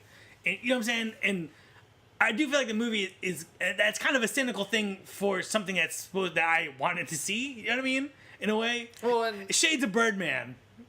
Shades of Birdman. Owen kind of talks about Did you see Birdman? Yeah, it's not Birdman, but you're saying that everyone wants. Like Birdman was very critical of Yeah. current day movie going. They're like, Right. You're culturally. This is a cultural genocide. Yeah. And I feel like this is not saying that, but this is saying like, oh, you want more? Like here's what more is. It's worse. Do you know what I'm saying? Yeah. Yeah. And Owen really addresses that in the movie. He talks about. He says dinosaurs are wondrous enough. Like we have these dinosaurs that are alive. yeah, And, like that should be enough of a threat. I think it. And he talks about, you didn't make a dinosaur. You made this freak thing that doesn't know what it is. Like the Indominus Rex never existed at any time, Gotta get that wow But it sure factor. does love how people taste. Oh, it learns. It learns to love people. Let's talk about the Indominus Rex really quick, and also let's talk about all the dinosaurs in this movie. One, I think the Indominus Rex was a good villain, right? No, oh, The good villain. like it's like a good. That's like a good, like Do you mean good as in like It was a shades well, of good? a well, no, no, a well, pretty- a well done movie. well designed and Well designed, yes. well executed. Yes. And then a lot of the criticism of this movie was like the CG and how shitty it was going to be and all this stuff and how there's no puppets. But I feel like there are some scenes with those had to be puppets, like when they're petting the brontosaurus or whatever. That was definitely a that practice. has to be a puppet, right? Yep. Well, And they're then, using practical effects mixed with the CG like they were in Jurassic Park. Right. When things are breaking, things are getting torn to shit, they're actually doing those, which makes it that much better. Instead Right. of just, let's just CG a fucking, bunch of bullshit. like a restaurant getting destroyed. And by- again, they didn't just use one tool like a lot of modern movies do. And what I think a lot of people really complain about is CG is usually the only tool. They build the dinosaur, they build the thing, the dinosaur breaks in CG, and it's when you mix it with the practical elements, it looks a lot better. Okay, so here's what I want to get to is that I feel like the CG doesn't look any better than it did in the trailer. Would you guys agree with that? Agreed. Yeah, it was fine. I had no issues with the CG. Yeah, but I feel like the CG in the trailer didn't look great. Some of the CG in this movie is, it's not. Nothing is bad. It just some of it you could just see like There's some depth issues when you can it's like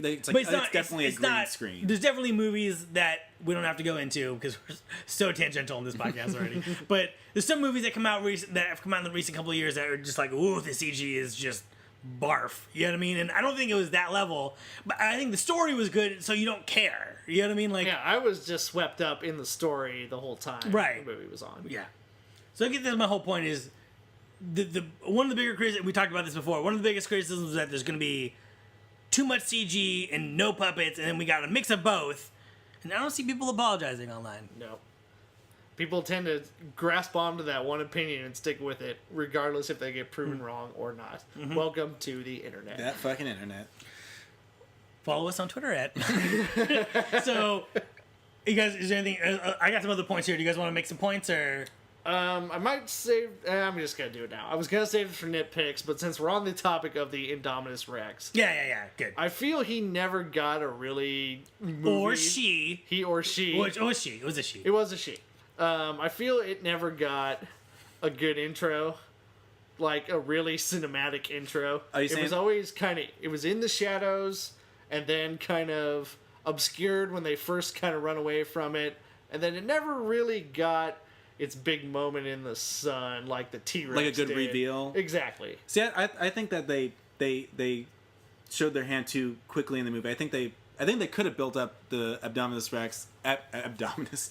Indominus Rex. And like a great epic reveal, maybe, like in a Spielberg fashion where you, like with the raptor, you see a little bit of it, but you don't really see it.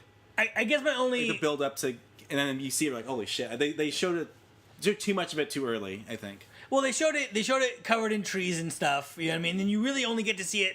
I mean, it's basically the first third of the movie is over when you first get to see it in its whole, right? When the first act break is when the fucking thing escapes from the pen. The inciting incident. Right. So I mean, we do go probably, and the movie's 2 hours. So we probably go half an hour without really getting a good look at it.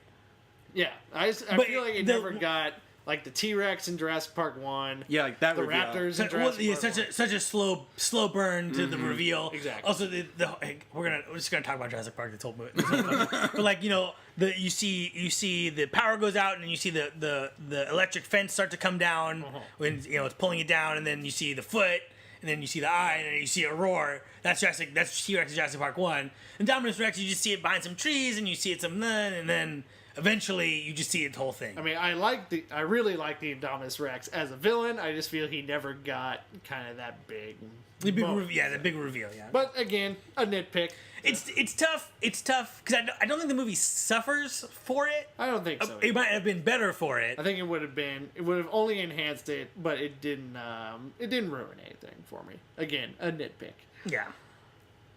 Matt, you got anything you want to bring up? Indominus Rex wise, or just In general, Yeah. I feel like we've solved this Indominus Rex problem. Yeah, we have solved it and we're moving on. There's a lot to talk about in this movie. I'm gonna go ahead and say that I'm gonna call Chris Pratt Atlas because he carried Jurassic World. Okay, that fell flat. No, we're waiting. I get what you're saying. That's for the audience. We took a break for the audience to laugh and applause. Okay, laugh in your The laugh track will be laugh in your cubicle. added in post. I thought he was the best part of the movie. A lot of the other characters, there was no one really as interesting and memorable as I guess the original Jurassic Park. I thought the kids were. Yeah, I agree with that completely. Just really quick, the first movie, everyone that you see is like the best. Like Muldoon, the best. Ian Malcolm, the fucking best. Dr. Grant, the best. Ellie, so good, Ellie the best. You know what I mean? Even Sam Jackson, the best. Yep. Nedry, the best. Fucking old man McGill. Richard Attenborough. Richard Attenborough, Yeah, so good. Wayne Knight, the best. Yeah. Oh, yeah, Nedry. So I will say that this movie does not approach that level, but it's still enjoyable. The characters are not as fun. I did really like the Indian guy, and I did really like Jake Johnson's character, Lowry. Yep. When he knocks off the dinosaurs, I let His, out. I his let out. little kind of shrug when his I dinosaurs let get out knocked quite the laugh when he knocked the dinosaurs. Yeah, that off. was I'm great. like, that was Just kind of Also, his little like, why? Yeah. Also, while we're shouting out people, I love Judy Greer. She's good in everything. Yeah, she did a lot. She's in like 6 seconds of this movie, and with a very minimal amount. Yeah, of she's screen doing time, so much with it. She did a good job. And then there's that one comedian, Lauren Lapkus, Lauren was really Lapkus, good yep. as Vivian. She was funny. Yeah. She was good. The kiss scene at the end where she's like, "No, I have a boyfriend." Yeah, oh, that was- but you never mentioned him. And he's like, "Yeah, well, I'm at work. I'm not gonna talk about it." So good. That was great. Awkward hug, leave. They sprinkled out some good humor throughout the movie, so it wasn't just heavy-handed, monster chase torture movie. Right. So That's what I like about this. It knows it's a summer movie. It's a B movie. Like when the bird on the snow, the claw of the bird. yeah. Okay. So Like that reveal where everyone in the theater laughed. So our theater was silent except for me and Kev cackling like assholes. But we had we had a good lot crowd. of cackle We moments. had a good, people were reacting. well, People that was a good thing. Like the opening scene with the egg hatching is very ominous and mean spirited, right? Mm-hmm. And then you have this big old claw, and then on the snow, and you're like, "What the fuck?" And it comes back, and you realize it's just some sparrow or something on in like Wisconsin or wherever they're from. Yep. And you're like, "Damn, dude, you guys got me." But you were talking about Chris Pratt. Oh yeah, it was my favorite part of it. He's definitely come into his own, and he's proven like, all right, like homeboy, you got this. Yeah. I like that he wasn't just playing like Star-Lord again. Yes, He yes. It wasn't all wisecracking and kind of mugging for the camera. It was he was really kind of the center ground of the movie. Who he had good like funny lines, but he was really like the serious action like main dude in the movie. Right. And so he's showing his range and really coming into his own as a leading man. And he's also really good in the 5-Year Engagement. I just want to put that over. 5-Year Engagement, not a great movie. He was really good in it. I'll have to check it out. I've not seen it. But Great on Parks and Rec. Of Okay, course. so I alluded to this in our first half. I was concerned about his character, and Bryce Dallas Howard's character, Claire and Owen, because I in my constant movie obsession on YouTube on the Trailer Network, they showed the clip where they were having the talk where they were when she comes to visit him in the beginning, and she's like, "I need you to look at that diamond dress." At his bungalow, right? At his bungalow. They leaked that thing out there, and that scene, out of context, makes them both look like dumbasses. And from the trailer, he kind of seemed like a stiff, kind of like weird, like you guys made a dinosaur. Probably shouldn't have done that. You know what I mean? Like, But that's not how that line's delivered in the movie. that's why trailers can be terrible sometimes. Well, again, you can't ever put out a trailer that's not 100% exactly what you need it to be. Because I was concerned. I thought that both those characters are going to be stupid. There's some negative buzz on their relationship. But I found both him and Bryce Dallas Howard to be charming, and their chemistry was kind of good, I thought. You guys think that? I had some issues with Claire, with Wiggy McGee. Also, I was waiting for that wig to fall off. It was looking... You thought that was a wig? Is it a wig? Dissension in the ranks. It looked like it could have been a wig. It was weird. Wait, hold on. Looking like it could have been a wig and being a wig are two separate things. I can't... Are you saying... You got to commit. Is it a wig or is it not a wig? It's a wig. Not a wig. I thought it was not a wig either. I don't think it's her best looking haircut, but I did not think it was a wig. Although I am terrible at spotting wigs. I was just waiting for it to fall off. It was all that mayhem she went through. No, I feel like they didn't do too much with their character. It could have been so much more, but she seemed it seemed almost it did seem a little forgettable. Like her character is, I'm a workaholic. I got no time for love. Got no time for nothing. I just gotta be career oriented and keep going. And then she.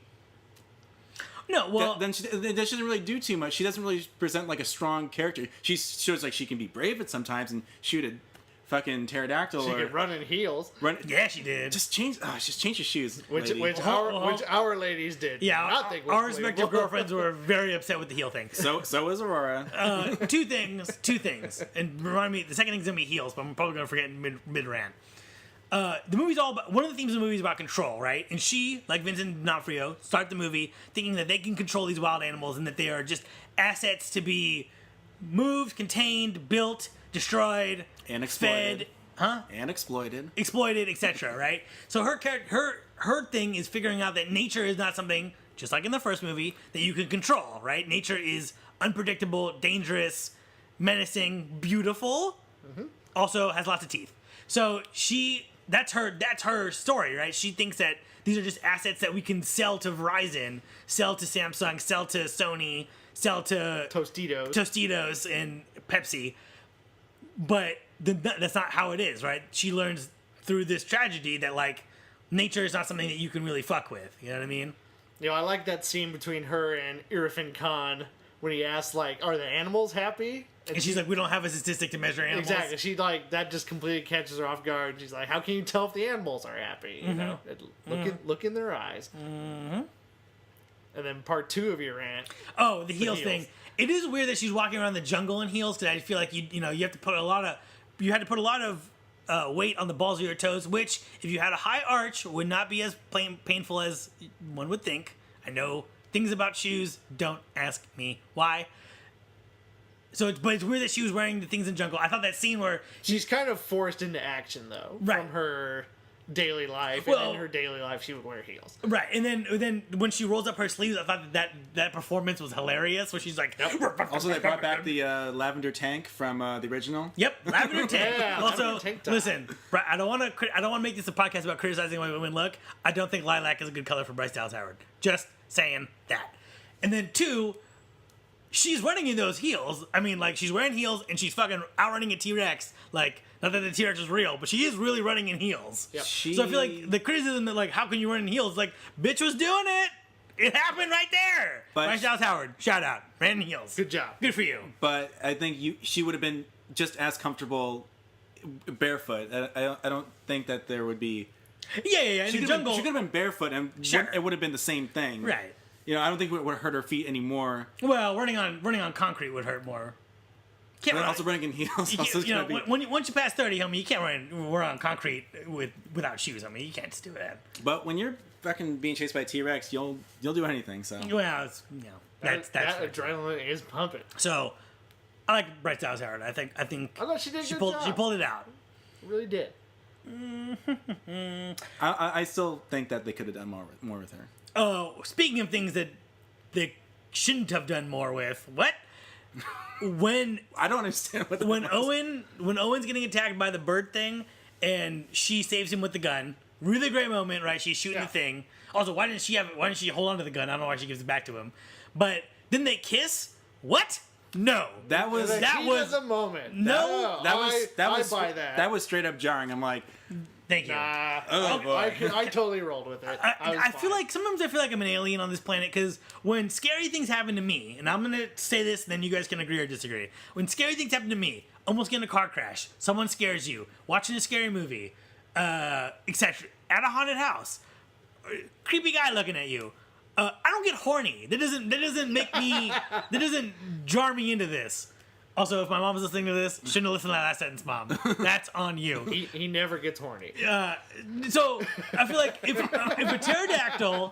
a pterodactyl tackled me, tried to claw at my neck, And not just a regular pterodactyl, a pterodactyl with a little T-Rex head. yeah, I did notice that. That was weird looking. That was some some genetic experimenting. Yeah, that making let's talk about that. A carnivorous you don't pterodactyl. you don't think it was like a random species that It probably was. that we don't really know much about. Could have been, but I mean, Or it could have been. It could have been. Like, I It could have thought been at first, you know, It could have been like- like, we gotta save some money on this fucking thing. Just ride a pterodactyl with the T-Rex and pretend it's something. Mm-hmm. No one's gonna ask any questions.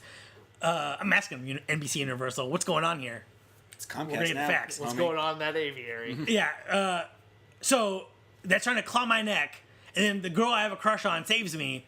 I don't instantaneously be like, hey baby, come here. Like, I'm still traumatized by the fact that I almost died. No? Yes? It was. Yeah. No. I mean, I agree with you. I was fine with it. I know It stops the movie. It was a good release moment for those two. There was all that tension between them up to that moment. Chris Pratt is about to die. She butts it, shoots it. They get saved. He just goes in and takes the moment.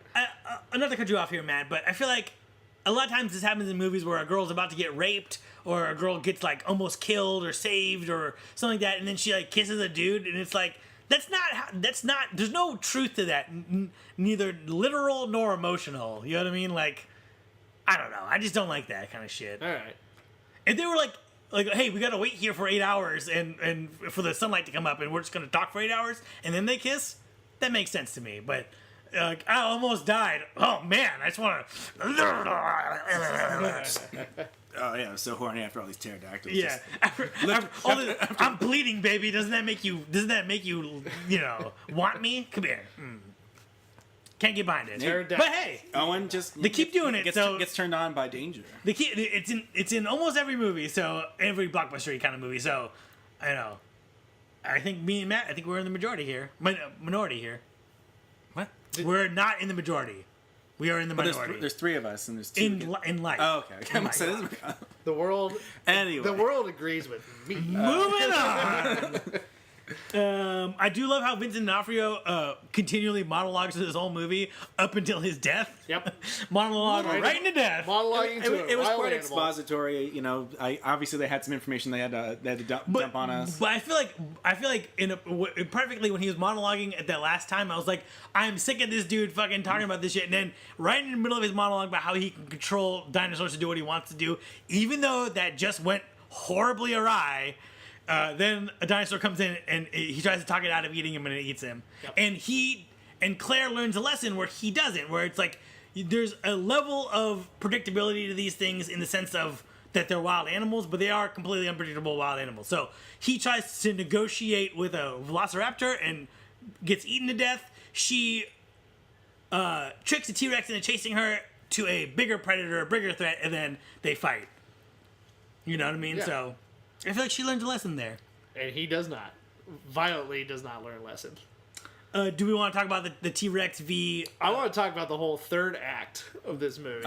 begin? I wanted to touch on. Hold that thought, Kev. I don't know if you want to jump. If you want to keep Hold things it. in the acts in which they occurred, or if we just go out of order, it doesn't matter. Talking about the commercialization and the jabs that Universal is making at Disney, and they're also making it themselves because they also own theme parks, about the whole infrastructure of the theme park motif of the movie. Can you wait? I can wait. Oh, I mean, Okay. No, we can explore this. Okay, because and I was gonna say this for Q&As, but we can front load this. in the movie, there's obviously a lot of commercial tie-ins, and at first you think, I wonder, because you know how in Avengers and all the Marvel movies, Chevy or whatever company is gonna just be like, Audi. yeah, Tony Stark drives Audi cars. like put it in the R8, I movie, believe. and it's not really subtle at all. And weren't they drinking like Heineken and with the? Oh, yeah. So Heineken's everywhere in that Age of Ultron party. and in this one, you're seeing Samsung, you're seeing Mercedes. you're seeing all these things. They name drop Jeep. They name drop the Mercedes logos. Every car is framed in a way where you can see the Mercedes logo. A Margaritaville in downtown. Oh, Jurassic we World. need- we need to a talk minute. about You that just scene. broke the podcast. Oh, we boy. need to talk about that Dude, scene. Go ahead. Okay, I didn't know. Homeboy getting chased by pterodactyls, carrying his margaritas. That is Jimmy Buffett. Yep. I didn't see that. I did not see that. Oh my god! I need to go back and watch. I lost my shit. I didn't know that was him. I did read that in the trivia. I didn't. I had no idea. But he's running. I did notice that Well, everyone is running for their lives, dropping their babies to get away from fucking death, and some guy picks up his margarita, takes a sip, and then picks up another one, and then starts running. I totally missed that. Because Oh my goodness. one of the shops on the, it's sort of like a model after like a Universal City Walk, is a Margaritaville restaurant too. Yeah, That there's it's Jimmy ending Buffett's it. Margaritaville. It's just, I mean, it's like, even though it's so, I guess, meta is the word, whatever the fucking term is, it's self-referential. That's it's just, great, though. But That's it's just great. it's just so much fun. But there are a lot of And I imagine Jimmy Buffett writing a song about dinosaurs, like an old person wasted Jimmy Buffett. away in Dinosaurville. Hey, come on, sing it. I don't know the words to that fucking song. So, on an interview on SlashFilm.com, the editor of SlashFilm.com, Peter Shredder, or SlashFilm.com, by the way, great fanboy. Very good movie blog. Movie blog. Had an interview with Trevor O, and he was saying the movie is a sequel and a reboot, but it's also a commentary on sequels and reboots and other commercialization. And then and he asked, did the studio have an issue with this? And Trevor O said, yeah, like they didn't really like it. But Spielberg had final cut, so Spielberg was able to push it all through. Attaboy, Spielberg. And I mean, That's like shit. I don't think they're saying anything revolutionary. I mean, as an audience member, like I said before, you know, I did feel like you kind of making fun of me for like seeing your movie in a way. You could interpret it that way, but like, yeah. Well, they're taking jabs at the whole idea that theme parks need corporate sponsors to thrive. I was just at Disney World, and it's no more apparent than there. I think that the makers of this film definitely took a cue from seeing what's going on at Disney World, up even down to the wristbands that you use to do everything with. That, well, yeah, and like the small details like that. And there's so much commentary on these corporations are definitely, they're calling the shots on how these things are going to be said and done. That's how the rides are going to be designed, how the rides are going to be presented, how their name is going to be come out, and they're making a good commentary on that. Well, I don't think, but this movie, they made something and then they tried to sell it, right? So they're like, basically, it's gonna be like if there wasn't a tragedy in this movie, it would have been the Indominus Rex enclosure sponsored by Verizon, right? Mm-hmm. So Verizon is not dictating how this is presented, but they're I guess to your point though, they want to get behind something sexy, dangerous, new, and so people make sexy, dangerous, new things, right? And then the escalation of that. But that, yeah. So right, is that what you're trying to say? Yeah. Agreed. I mean, it's kind of. And again, I don't kind of like with Lowry, Jake Johnson's character. I don't feel it was too in your face. This movie, like it was constantly nudging you and winking you, being like, "Oh, we're like making fun of corporate sponsorship." Nudge, nudge. I don't feel it was doing that the whole time. Mm-hmm. It was just nicely weaved into. It was subtle, and then Jimmy Fallon doing the. That was great. That was great, and that's also a staple of theme parks. You know, you have a celebrity to narrate a ride to up your numbers. It's tough. I mean, and again, I think this is going to be in direct contrast to what I've said earlier. But part of me understands the idea that like you're making a theme park. Theme parks are made for fun, and the people who ideally are behind them are kind of kids at heart that like the idea of making experiences. But at the end of the day, it is a business, like all business, and the point of all businesses are trying to get you in between you and your money, right? And that may seem like a cynical thing to say, but like, you know, milk, right? It's like, hey, you want some milk? $4 at the local grocery store. That's what we're offering. Then you put down your $4 and you get the milk and then you go home, right? So it's like, where are you buying milk? Some organic milk. Some fucking organic milk coming at the Rock and Roll Ralphs on Sunset Boulevard. How much you paying for fucking milk? Well, a half gallon's like $1.20 at my Ralph's. All right, we gotta. This. We're gonna have a conversation offline. But save it for the milk podcast. Milk podcast. Highly debated milk podcast. My grocery reviews. See it on YouTube. So, but the point of all businesses is get between you and your money, and the reality is that people will tolerate something like the Staples Center, or you know what I mean, or fucking the Cowboy Stadium is AT&T Stadium, yep. Or like Candlestick Park was 3Com Park. People are allowed. They want to make money, and that's an easy way to make money, right? Just putting a sign on a building that says this building's brought to you by this.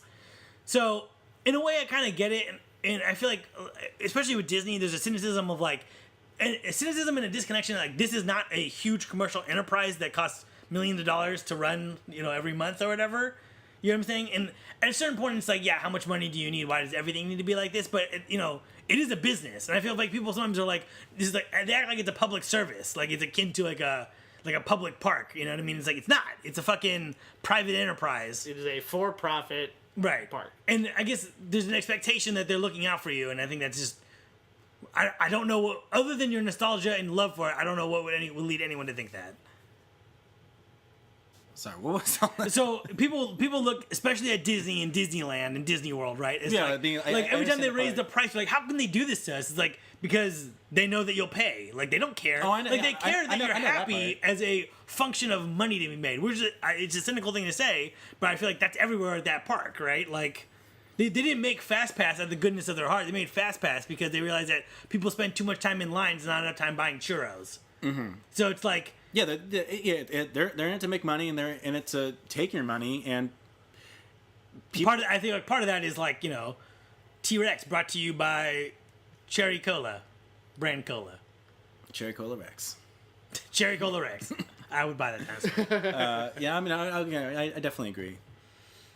Do you guys have anything to say, or should we? Let's go to this. I want to talk about this third. Oh act. yeah, sorry. Oh, sorry. Oh, Third fucking the act. third act. So I say third act starts, or second act ends. The Raptors find the Indominus Rex. They realize the Indominus Rex is part Raptor, and the Raptors Such a good reveal. view him as the alpha, and then You they know- turn on their humans. Can we pause it really quick? Yeah. I feel like I was not. I'm not going to be such a dick to say like, oh, I saw that coming. But once they like did not immediately attack it, I'm like, oh, they're going to start listening to this thing. Yeah, that's what I thought too, but that's a good reveal. Okay. So. Yeah. And then everything that happens after that, that is a fantastic third act of a movie. Mm-hmm. Very well done. Because there's raptors, that are attacking, but then Chris Pratt has to win back their trust. There's the car chase with the raptors chasing people. Bryce Dallas Howard going to get the T-Rex, which I wish they hadn't have shown this in the trailer. Again, why trailers suck. But her with the flare, I didn't see that in the trailer. that was in like the very first trailer. I don't remember that, but when I All did right. see that shot, I was like, I'm gonna say hands down, that was the most amazing shot. The slow mo, Right. her running with a flare, T-Rex behind her, Well, so amazing. I like when she just first ignited the flare, because if you're a fan of the first movie, Yep. You know what's coming, yeah. It's like, oh, she's going to get the old T-Rex, And, Also, the shot of the T-Rex coming and it's only lit by the flare. yes, and and his it eyes has are an gleaming. eye light. Yeah, it's like, oh shit. great. And Also, then, original T-Rex from the original movie. yes, and then Live the and fight. kicking. Fight between Raptors, T-Rex, Indominus Rex in downtown Jurassic With a World. run-in by Dusty Finish, Dusty Rhodes R.I.P. Dusty Finish, where the fucking whale creature does a run-in. Yes, Crazy. Great. Ref didn't see it. And 1, 2, 3. I wanted the Everything is like Well- pro wrestling. I will say that I did think that was a little bit of overkill with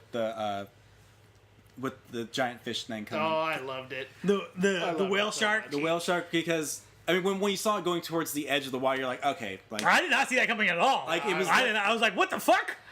Whale shark? No. because I like the idea of the raptor and the T-Rex teaming up to fight this thing. That was That was great, and then You felt for dinosaurs, it was like T-Rex was kind of down, and he's about to Indominus is going for the kill shot, and then you hear way in the distance that "Grrr, grrr," and the fucking raptor starts running up and saved his homie, and then Yeah. oh god, it was good. And then there were two really good single take tracking shots Yes, in when that they're. fight. Go ahead. There's the first one when it's when the fight first starts and it follows them quite a bit. It's just a good single take effect shot. But then the second one, we follow the people and they go through the store. Raptor breaks gets- through the window. yeah. Fight going on in the background. Just really impressively shot. And just a very exciting last third of that movie. Mm-hmm. I was just thrilled and had a big smile on my face. I felt like a little kid again. Great third act. I will agree with that. Also, I feel like the ending shot is of the T-Rex saying, I am supreme over this whole thing. Exactly. But I think if we go back and study the tape, I think the fucking whale shark thing is really the alpha predator. Yeah, it could be. You know, he kinda unfortunately, finishes that the thing is job. going to die in that tank as there is no source of food in there. That Indominus Rex got a lot of meat on it. I mean, it does. He'll live off That that thing's for a eating bit. 2 great white sharks a day, right? or 3 in total, right? Because you eat 1 on the hook and then 1 in the half in the floating down the water. And one nanny. yeah, I was saying Oh my god, that was a little bizarre. that was the most grisly death I've seen in a movie was just- in it just- a it just- long fucking time. kept going. I'm like, is this thing gonna Holy- stop? She I- died. She wasn't that bad of a person either. So yeah, She I'm not, died. Yeah, that Was she worthy of that much torture? she I don't died. know. I guess it's a She comment died of being screaming. a bad chaperone. Be like, if you don't watch those kids, you're gonna get eaten by a fucking pterodactyl. I think that. I mean, and then a I was- giant whale shark. I do think that none of the characters are as good as the ones in the original. Maybe in 20 years we'll change our minds on that. Maybe nostalgia has painted some of these pictures, but that character I feel like was really underserved. You know what I mean? Like I feel like we didn't get enough time with her. We didn't know anything about her and stuff like that. I wish and I think part of it might have been on purpose because they knew that she was going to die the worst death in cinema history. So it's like we can't feel so attached to her because it's kind of like in American History X where the guy gets curb stomped. Spoilers for American. don't wanna Hold talk on. about Spoilers for American History X. Spoilers. Guy gets curb stomped, but they don't show it. They show him biting the curb, and then they show You fucking hear it though. right, but you don't show it. I remember being like, "Why didn't they show it?" And I was talking to someone, they're like, "Because if you showed that, you would never be able to forgive Ed Norton, right? Yeah, no. Because if you saw his foot do it, if it was framed in that way, you just never be able to forgive him. You know what I mean? Later in the movie, you forgive him. So." In this movie, I feel like we don't get to know her well because she dies so miserably that it's like you would never recover from that. You know what I mean? If she was cool and funny and she had like a long distance boyfriend and she had gone to she was not redeeming at all. She played the guitar. You'd be like, oh man, she's so cool. And then she died like that. You'd be like, no, stop here. Playing guitar that equals a cool life. Hey, I play guitar. I'm cool. And this is my pitch. This is my pitch for the Jurassic World prequel. My long distance boyfriend. I'm super cool. Right now, I'm pitching it Jurassic World prequel where we give that girl a backstory, and then the end of the movie is her horrible death. But to recap her death, picked up by a pterodactyl, we're gonna say probably manhandled by it mid-flight, dropped, thinks that she's gonna hit on concrete. Instead, swooped at the last minute by her feet, so now she's upside down being taken away. Again, probably not the nicest ride. Right? Probably some broken bones in there. Probably some broken bones, some lacerations. Falls headfirst into the water tank, is starting to drown, then gets picked up by the bird, tossed up and down, up and down, up and down. Really like the shot of her going down and the bird swooping in like pelicans going into the water. Yeah, so then more like birds than you think. Right. Other sea predators. She's getting the claws. She gets away. She's being kind of like waterboarded at this point, right? Then the fucking pelican gets it in her mouth, right? The bird gets it in her mouth, puts her in her mouth, and now she's being eaten to a certain degree, right? Not whatever, but this is not ending well. Thing starts to fly away, and then the fucking whale shark eats them both. Fucking violent. So grisly. It's terrible. Everyone else who dies in that movie, you're like, okay, you're just gonna get. Well, Vincent D'Onofrio's death was pretty harsh. This is pretty gnarly.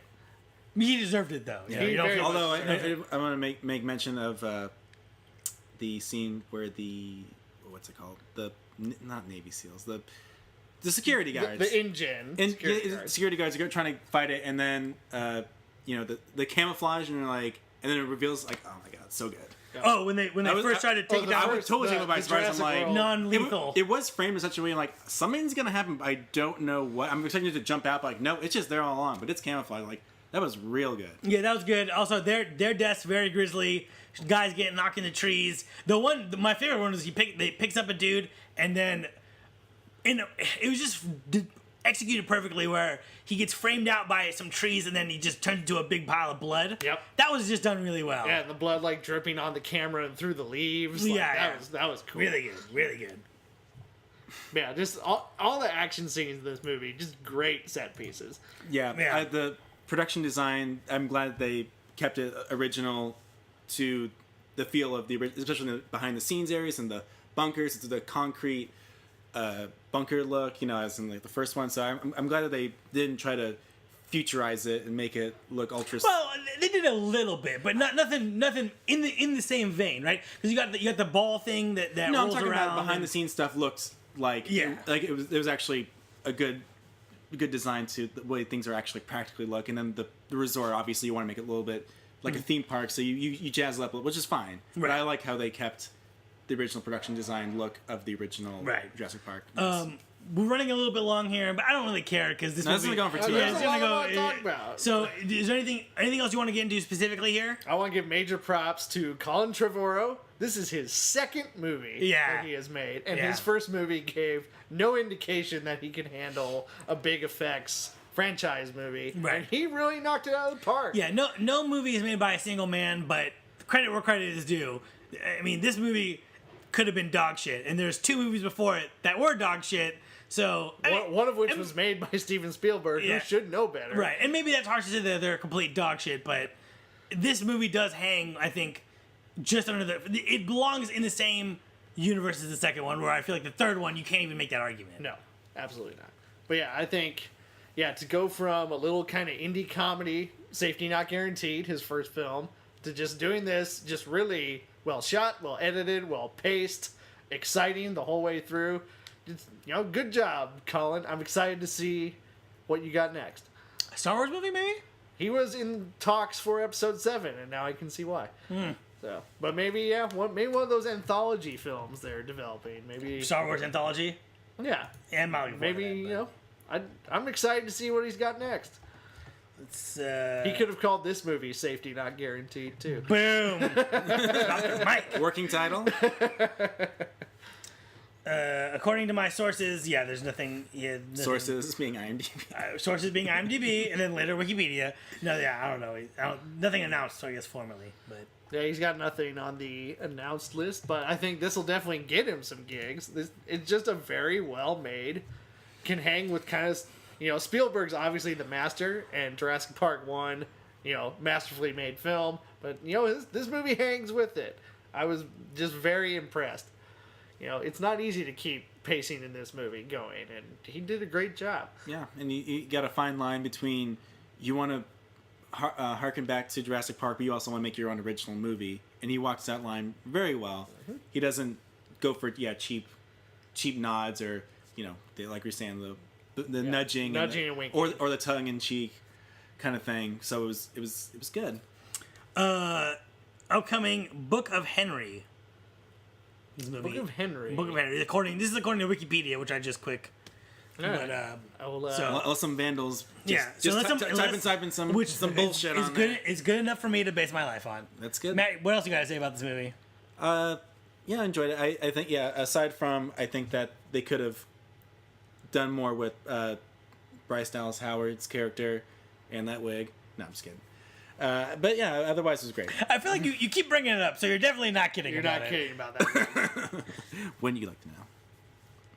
Nitpicks or we can move into nitpicks. Kev, got anything else? Let's move into nitpicks and cool stuff. Okay, cool. So we're gonna put 60 seconds on the clock. Let me bring up the clock app. I'm sure this is riveting to hear. All right, you guys ready? Oh Go. yeah. We're nitpicks, right? Nitpicks. We lost 4 seconds on that one. Sure. Okay. Nitpicks. We're gonna start with nitpicks, but reset the clock. We try to do it too quickly. I'm gonna edit all of this out. Go. I would have liked to have seen a little more of the daily operation of the park in the beginning before all hell breaks loose. I want more time spent in the old Jurassic Park facility. Get more of a sense of space since you didn't get to see a whole lot of that in the old one. The brother was kind of a dick. I think a little bit too much. The older brother? The older brother. So I wish there was maybe shades that he might be cool underneath there. But that's one of the things where maybe when I get that, I wouldn't like it. Divorce a little tacked on. The raptor blowing up reminded me of the fucking Green Lantern. Oh man, that was just ruined that moment. I was just like her, and then boom. I'm like, what? I wish the epic fight between the T-Rex and the Indominus Rex had no music, so it was just fighting. Ooh, that would be cool. Because the music's telling you like, hey, be hopeful, and it's like, I'll tell you how I fucking feel, movie. It should have been the They Live of dinosaurs. Yeah. 8 minutes of them circling each other, telling them to put on the glasses. We can keep this going if you guys got I don't got much else. That was all I got. The kid actors, pedestrian. You say that on fucking. You just don't like kids or something. They were kid actors. They're a tough sell.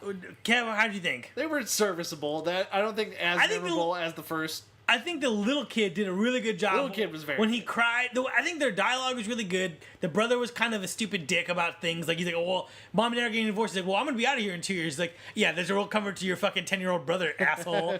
And then when he was like, "Hey, you get 2 of everything. You get 2 of everything." The kid's like, "I don't want 2 of anything." He just wants his parents to be together. I feel like that was very real. Yep. I feel like when the kid was crying, he cried at appropriate times in the way that a kid would. Where he was crying on the tram when things were kind of slower, and then he's having fun with the ball. He gets nervous, and then when the ball's bouncing around, which is a great sequence that probably would have been way better in 3D, he was like freaking out. I like that. You know what I mean?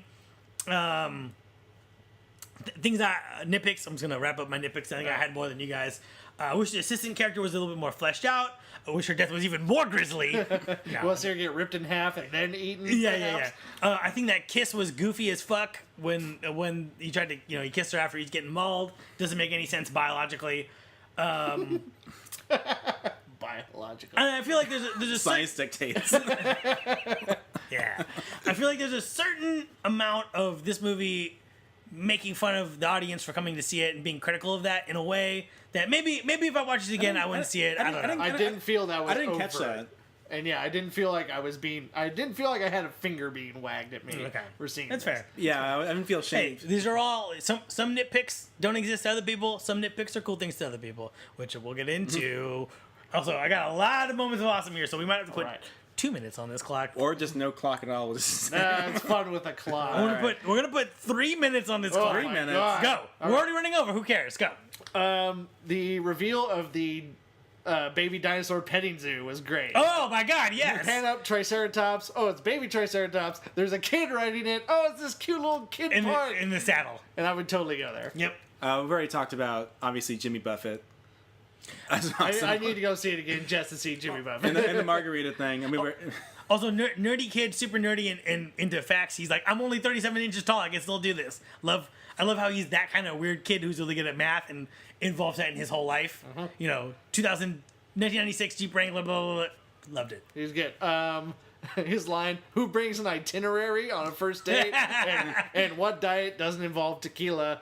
All of them. I Yeah. thought that was great exchange. Also, criticizing of board shorts. It's Central America. It's hot. yeah, just Chris Pratt just being awesome in this. Assistant's death, super grisly. A lot of death, super grisly's movie. Way more violent than I give it credit for, and I enjoyed it. Even with some off-screen violence, very violent. All action scenes, very well shot, very exciting. Entire movie, well paced. I liked how they visited the old Jurassic Park. Yeah. Bazooka to Raptor, fucking, I loved it. I was all for That's it. my nitpick, man. That was just goofy as shit. We heard your nitpick. We heard your nitpick. Oh, I got another cool thing.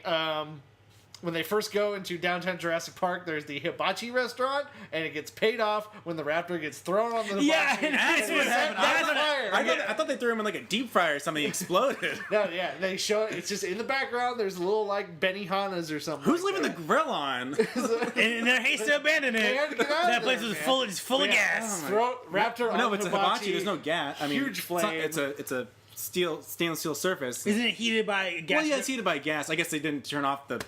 Yeah. Pilot light, homie. Gets you every Anyway. time. The raptor goes on that, Still got a full minute left. blows into flames. I thought that was a great payoff for a little background detail. I love how they address the scientific accuracy of Jurassic Park in that scene with B.D. Wong and the Indian guy. He's like, you don't want accuracy, you want fun, which is, I think, a very meta reference. You know, raptors in real life are not 6 feet tall and killing machines I- are like I 2 feet liked- tall and chickens. But I like how he's like, that's not fun. You know, you wanted something sexy and dangerous, so I gave it to you. I only give you what you want. Yeah, I like how they did not bow to No, the scientific accuracy when they're making it. Right. Like No, people and love- they defended it, and they even threw it back in the guy's face of like, you can't even criticize for me for that, because if I gave you that, you'd hate it. And I love that. I love how that makes, in the movie, that makes the good guy kind of a bad guy and the bad guy kind of a good guy, and in real life, it's like, suck it. You know you love it. So was BD Wong really a bad guy? I think he's kind of a villainous character He's in this. some shady dealings, Yeah. for sure. Trying to make that. I don't think hybrid. anyone is straight up a antagonist in this movie. I mean, like, the Indominus Rex is doing what it was designed to do. But- Vincent D'Onofrio is trying to kill it. You know what I mean? Like, they need to whatever, and you know, everyone has their ulterior motives. You know what I mean? But BD Wong is definitely going to do some shady dealings and make a new Jurassic Park with another company. We'll get to that in a minute. All right. Don't mean We're gonna get into our pitches for One last cool thing. I know we're we're gonna keep going. Special- We're gonna- special edition. and then we're gonna get into pitches for Jurassic Park sequels. Go ahead. Okay. I did like the little kind of moment Chris Pratt and the raptor have after the big Indominus Rex fight. The raptor kind of gives him a look like, I got you, homie. I like that moment before the fight where he's like, so this is what it's gonna be, huh? This is what's gonna be. And the raptor looked at him like, come on, man. Yep. Come on, man. What do you want me to do? I'm a fucking dinosaur. Yep. Love And that. he kind of just gives him that look like, I got you, bro. Gotcha, bro. I got you. I got you. Mean-spirited kills. BD Wong's rant to the Indian guy. BD Wong entering out of focus, and you're like, is that fucking BD Wong? It's got to be. BD more, Wong. more screen time. A lot more screen time. So yeah, BD Wong enters out of focus, and it's just like, fuck yeah, BD Wong. I don't know if anyone else felt that way, but I feel like everyone who saw this movie in our little group, BD Wong enthusiast. Yes. A lot of Law and Order fans in that group. Jimmy Fallon also, you mentioned that before, but I did like how Jimmy Fallon makes an appearance with the ride thing. Yeah, that's good. An inspired appearance. Used well. And the end fight, there's just that three-way, that 2-on-1 with the run-in. Ref takes a bump, Yep. Monosaurus or whatever takes it. It's just great. Good stuff. I did like a couple little things when they're chasing the raptor and the kid activates the hologram. That was really good. And we get the spinner back. Yeah. I was really hoping for the an spinner. appearance of the spinner. Chronically underused in this I franchise. thought, yeah, his one scene in Jurassic Park 1. And Fantastic. everyone's been afraid to even approach that territory. When I was a kid, by far my favorite dinosaur, the spinner. Yeah. Dilophosaurus. Yes. Yeah. But say it with pride, man. No, sorry, I had burp. Dilophosaurus. You disgust me. No, yeah, that was a great scene where again, earning their moments, right? We're running away from something that can go 50 miles an hour. We have to distract it with something. You know what I mean? I like that. Again, another setup early in the movie of like there's these little dinosaur holograms and you can make different ones appear, and the kid knew to like do that really quick. I also respect the decision not to kill the African guy. Yeah. Because I feel like that's an easy death you could get away with, and like just you could kill him. And, Yeah, I was expecting him to get killed, but he didn't. I'm like, oh. Yeah, I kind of like Good on you. It's a reverse. You know what I mean? It's like you think, oh, this guy's life. We're gonna throw away this guy's life, and they didn't do it. I like that. I like that Owen had a clicker for training the raptors. That is accurate in animal training. Yes. Having that little clicker. I like the Babe cameo in the beginning. Oh, yes. It was Babe. Also, why did the guy he tries to snake the pig, And then like, he falls. How's a pig? It was because they grabbed the pig. He hooks the pig. Oh, and then I thought the pig raptor- was just so massive with his force. I just feel like and was you're like, trying to- oh shit, or the guy was really weak. They spare no expense. So I mean, are we really that attached to these pigs? I mean, No. it's just very If it bizarre. could talk, we would. So I'm just saying. La, la, la. Oh, Babe. Terrible. So wrapping this up. Also, this podcast has now gone on for 2 hours. So we have officially been talking about this movie longer than this movie is. and that was your reward if you stick. Technically, we're talking about like 4 movies. Well, yeah, but in the guise of talking about this. Exactly. But you're right. We're splitting hairs here. So got a couple of Q&A questions, and we'll wrap us out here, right? Chris Pratt and Bryce Dallas Howard, good chemistry.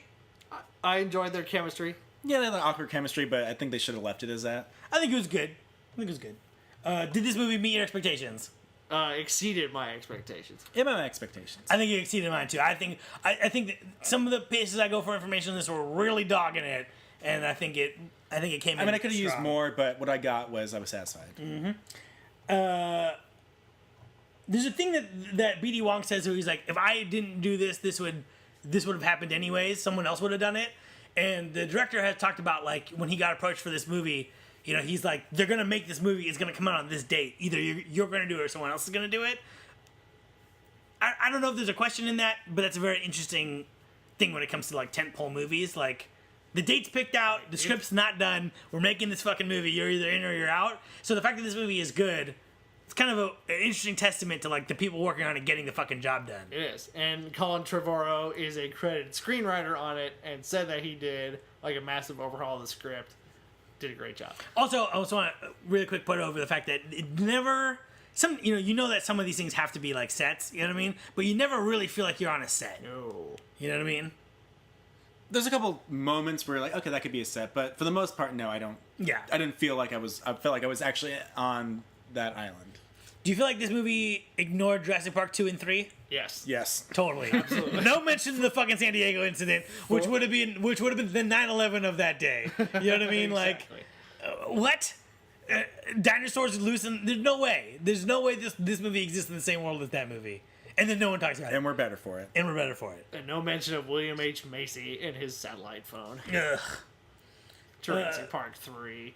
No, that apple on. fell way off the tree. So, just like in the first movie, and all subsequent ones as well, but there's a pairing of kids with adults and making a family out of all of these parts. So this movie does it. The first movie did it. What do you think about that? Does this movie really do it? Like, they're kind of a family during the adventure, but at the end, In the end, mom and dad come and get Yeah, the and kids. they move on. Chris Pratt and Bryce Dallas Howard walk away. in the heat of the shit, you know what I mean? In the heat of the moment, I wouldn't say a family. They're just No, kind of a team. Well, they're a family in that that nuclear sense of like there's a heterosexual male, a heterosexual female, and two bastards. You know what I mean? And they're looking to them for protection. I didn't really catch a sense of family or an allusion to that. It's not like the end of Jurassic Park when Alan Grant is like holding the kids as they're sleeping, and Laura and he Dern, comes to realize, maybe he could be a dad. you could be a dad. This movie really didn't do that. It's just like we're just four people trying to not get eaten. There's a raptor chasing. All right. We need to get And this guy has a gun. But that's fair. Yes, that's fair. So, are you excited for a sequel? See now, this, You want me to go first or what? you go first. This movie doesn't need a sequel, and the success of it will probably denotate a sequel. But I feel like This movie, there's a couple of threads left open, but we don't need really to answer those threads. You know what I mean? absolutely agreed. Like When BD Wong's leaving, they're like, when BD Wong gets the call from Vincent D'Onofrio's character, he's like, all those other side projects you've been working on, we're gonna have to like hide those. You know what I mean? Implication, military application of dinosaurs, or military application of genetics. You know what I mean?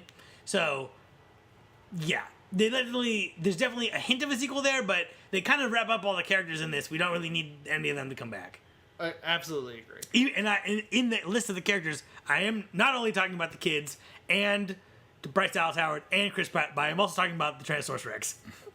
We wrapped up. She's just like, I'm the best. Yeah, if you do a sequel, it's just it'll turn into Lost World, where the end of Jurassic Park is they all leave the island. There's no one left. The dinosaurs are just that's their spot. And then in the Lost World, they come in and they try to do some shit with that. So if they did a sequel to this one, what would it be? Just them cleaning up the mess? I'm glad you said that because I want to hear some pitches for a Jurassic Park sequel. Because given the name convention, right, you could do Jurassic Park, Jurassic World, Jurassic Planet, Jurassic Ocean, Jurassic Galaxy. Dinos in space. Matt, for those of you who can't hear, Matt's brow just furrowed very hard. It was an intense furrow. I'm just saying, like, furrow. what if that fucking whale shark thing gets out, and then you do a Jaws with that thing where it's terrorizing the whole world?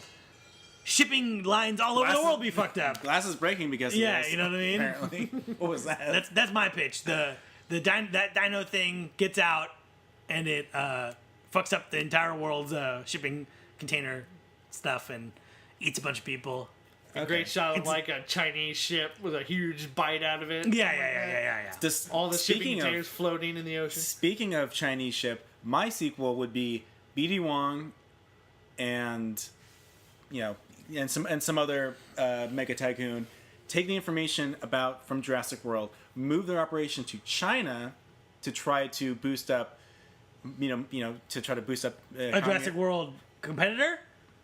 But a different name, but do it in China to make China boost up the economy in China, and then have all that shit go wrong. So Dinosaur Land. Yeah, like a ripoff, like a knockoff to Jurassic Park. Since I obviously it's whatever company that Nedry was trying to sell to in the first Jurassic Park, and it's their Chinese ripoff. Okay, I can get behind that. And then you just pretty much will just have it's just Jurassic Park again. Jurassic Park again, but you have it in China. And for some reason, there's a bunch of white people there. And their internet's censored, so they wouldn't know what happened in Jurassic World. Exactly. Oh! There's the twist. There's the little nugget. We'll there know it is. that this happened because when you think about it, everyone, like the fallout of this event that happened in Jurassic World, you don't recover from that shit. I would also that shit's done. I would also love it if that was a Chinese production of a Chinese movie, so it's in Mandarin. Or it's and it's made by a Chinese company in China, and it's as if like the Americans didn't know how to do it. We know how to do it. Oh no, the same problems again. I like Matt's pitch. I like my pitch and I like Matt's pitch. And I feel like mine and Matt's pitches can live in the same universe. Could happen. Jurassic Ocean and then Chinese Jurassic Park. Triassic land. Triassic land. Your pitch. I don't know if it would be a good movie, but it is interesting. Dinosaurs in a war zone. Jurassic War, perhaps. The war for Jurassic Park. The conquest of Jurassic Park. Jurassic Park. Rise of Jurassic Park. Rise of the Jurassic World. Dawn of the Jurassic Park world. Lost World. I mean, we can go. Maybe they've evolved beyond. Listen, the capability. They are super smart. They can actually talk, speak English, and basically we'll just rehash these ideas and more. Spielberg, all you gotta do is call us. 555 1, 2, 3, 4. Yep. That's my number. 323. Mail us at 123 Fake Street. Yep. Care of... No. Or at Speaking Cinema if you're serious. That's Bacon Cinema. Nerds.com. So, Matt, any crazy fan theories before we wrap it I up? have been thinking of one in the vein of what you were talking about. So... It's not as far down the rabbit hole as you think. I want to make that part of the format for the show. So before we get out of here, Matt, crazy fan theory. I'm telling you, it's not as far down the rabbit hole as you would think. I can't wait. I really can't. So you're saying you're saying that, or the internet is saying that the little kid, the little shithead kid who's given Grant, the top, It's like a giant turkey. the turkey kid. Oh fuck! I'm gonna smack that kid in the fucking head. So Him and the kid from Last Action Hero. just Put him in a plane and get him crash. out of here. They're the worst. So maybe, just maybe, that Lex turned out to be Claire, or she turned out to be the sister. One of the two. You go either way. First of all, her name's not Lex, right? It is Lex. No, the sister. Oh no, maybe she changed her. I don't fucking know. Maybe it's a nickname. Who knows? But she could. But then that would make any sense because why would she send her? Why? She just. Why would She's anybody? making, she's making a joke at her own expense. If something chases you, run. Why would anybody from any of the first 3 movies be like, "Oh yeah, Jurassic she- World, that's great"? And Lex was apparently short for Karen, which was her name. Well, that's my theory. All right. All right. Sticking to it. I'm not gonna, I don't want to insult you, but that's thin, bro. I didn't say it was great. You wanted a theory. I gave you one. I did ask for it. You did. So shame on me. Okay. All right, so I think that's it for this episode. Please come back and join us next time. If you didn't mind the 2-hour format. Well, hey man, this is one of those movies where we're gonna gibber and we're gonna jabber, and also you don't have to listen to us all at the same time. Break it up. You know what I mean? Yeah. There's a pro tip right there. Follow us on Twitter at Speaking Cinema. We're on Stitcher, iTunes, SoundCloud, and TuneIn. Added that one to the fucking You're on playlist. TuneIn. I've now. never heard TuneIn. I never heard about it either. Great. But it's a thing. But we're there now. And like us on Facebook. Like us on Facebook. Follow us, rate, review, subscribe. Jibber Jabber. Any plugs, you guys? Still no plugs. No We gotta plugs. find plugs. something else to do other than this podcast. All right, we'll see you next time. All right. Keep it real.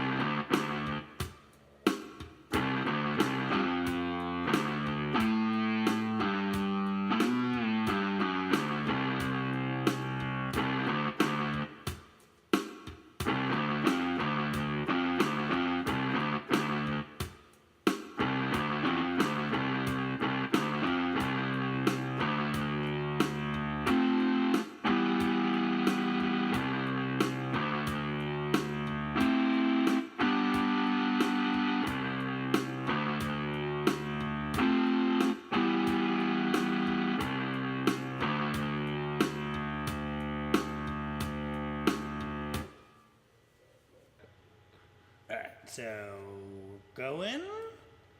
Sound speeds. What am I doing? This.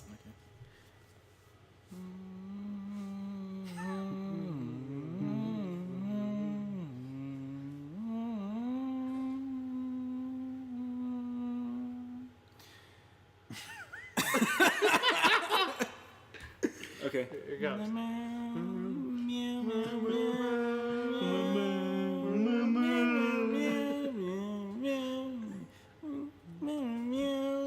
This is the worst This idea. is not going to translate at all. It's coming up. It's coming up. Oh, is there more? Na, na, na, na, na, na, na, na.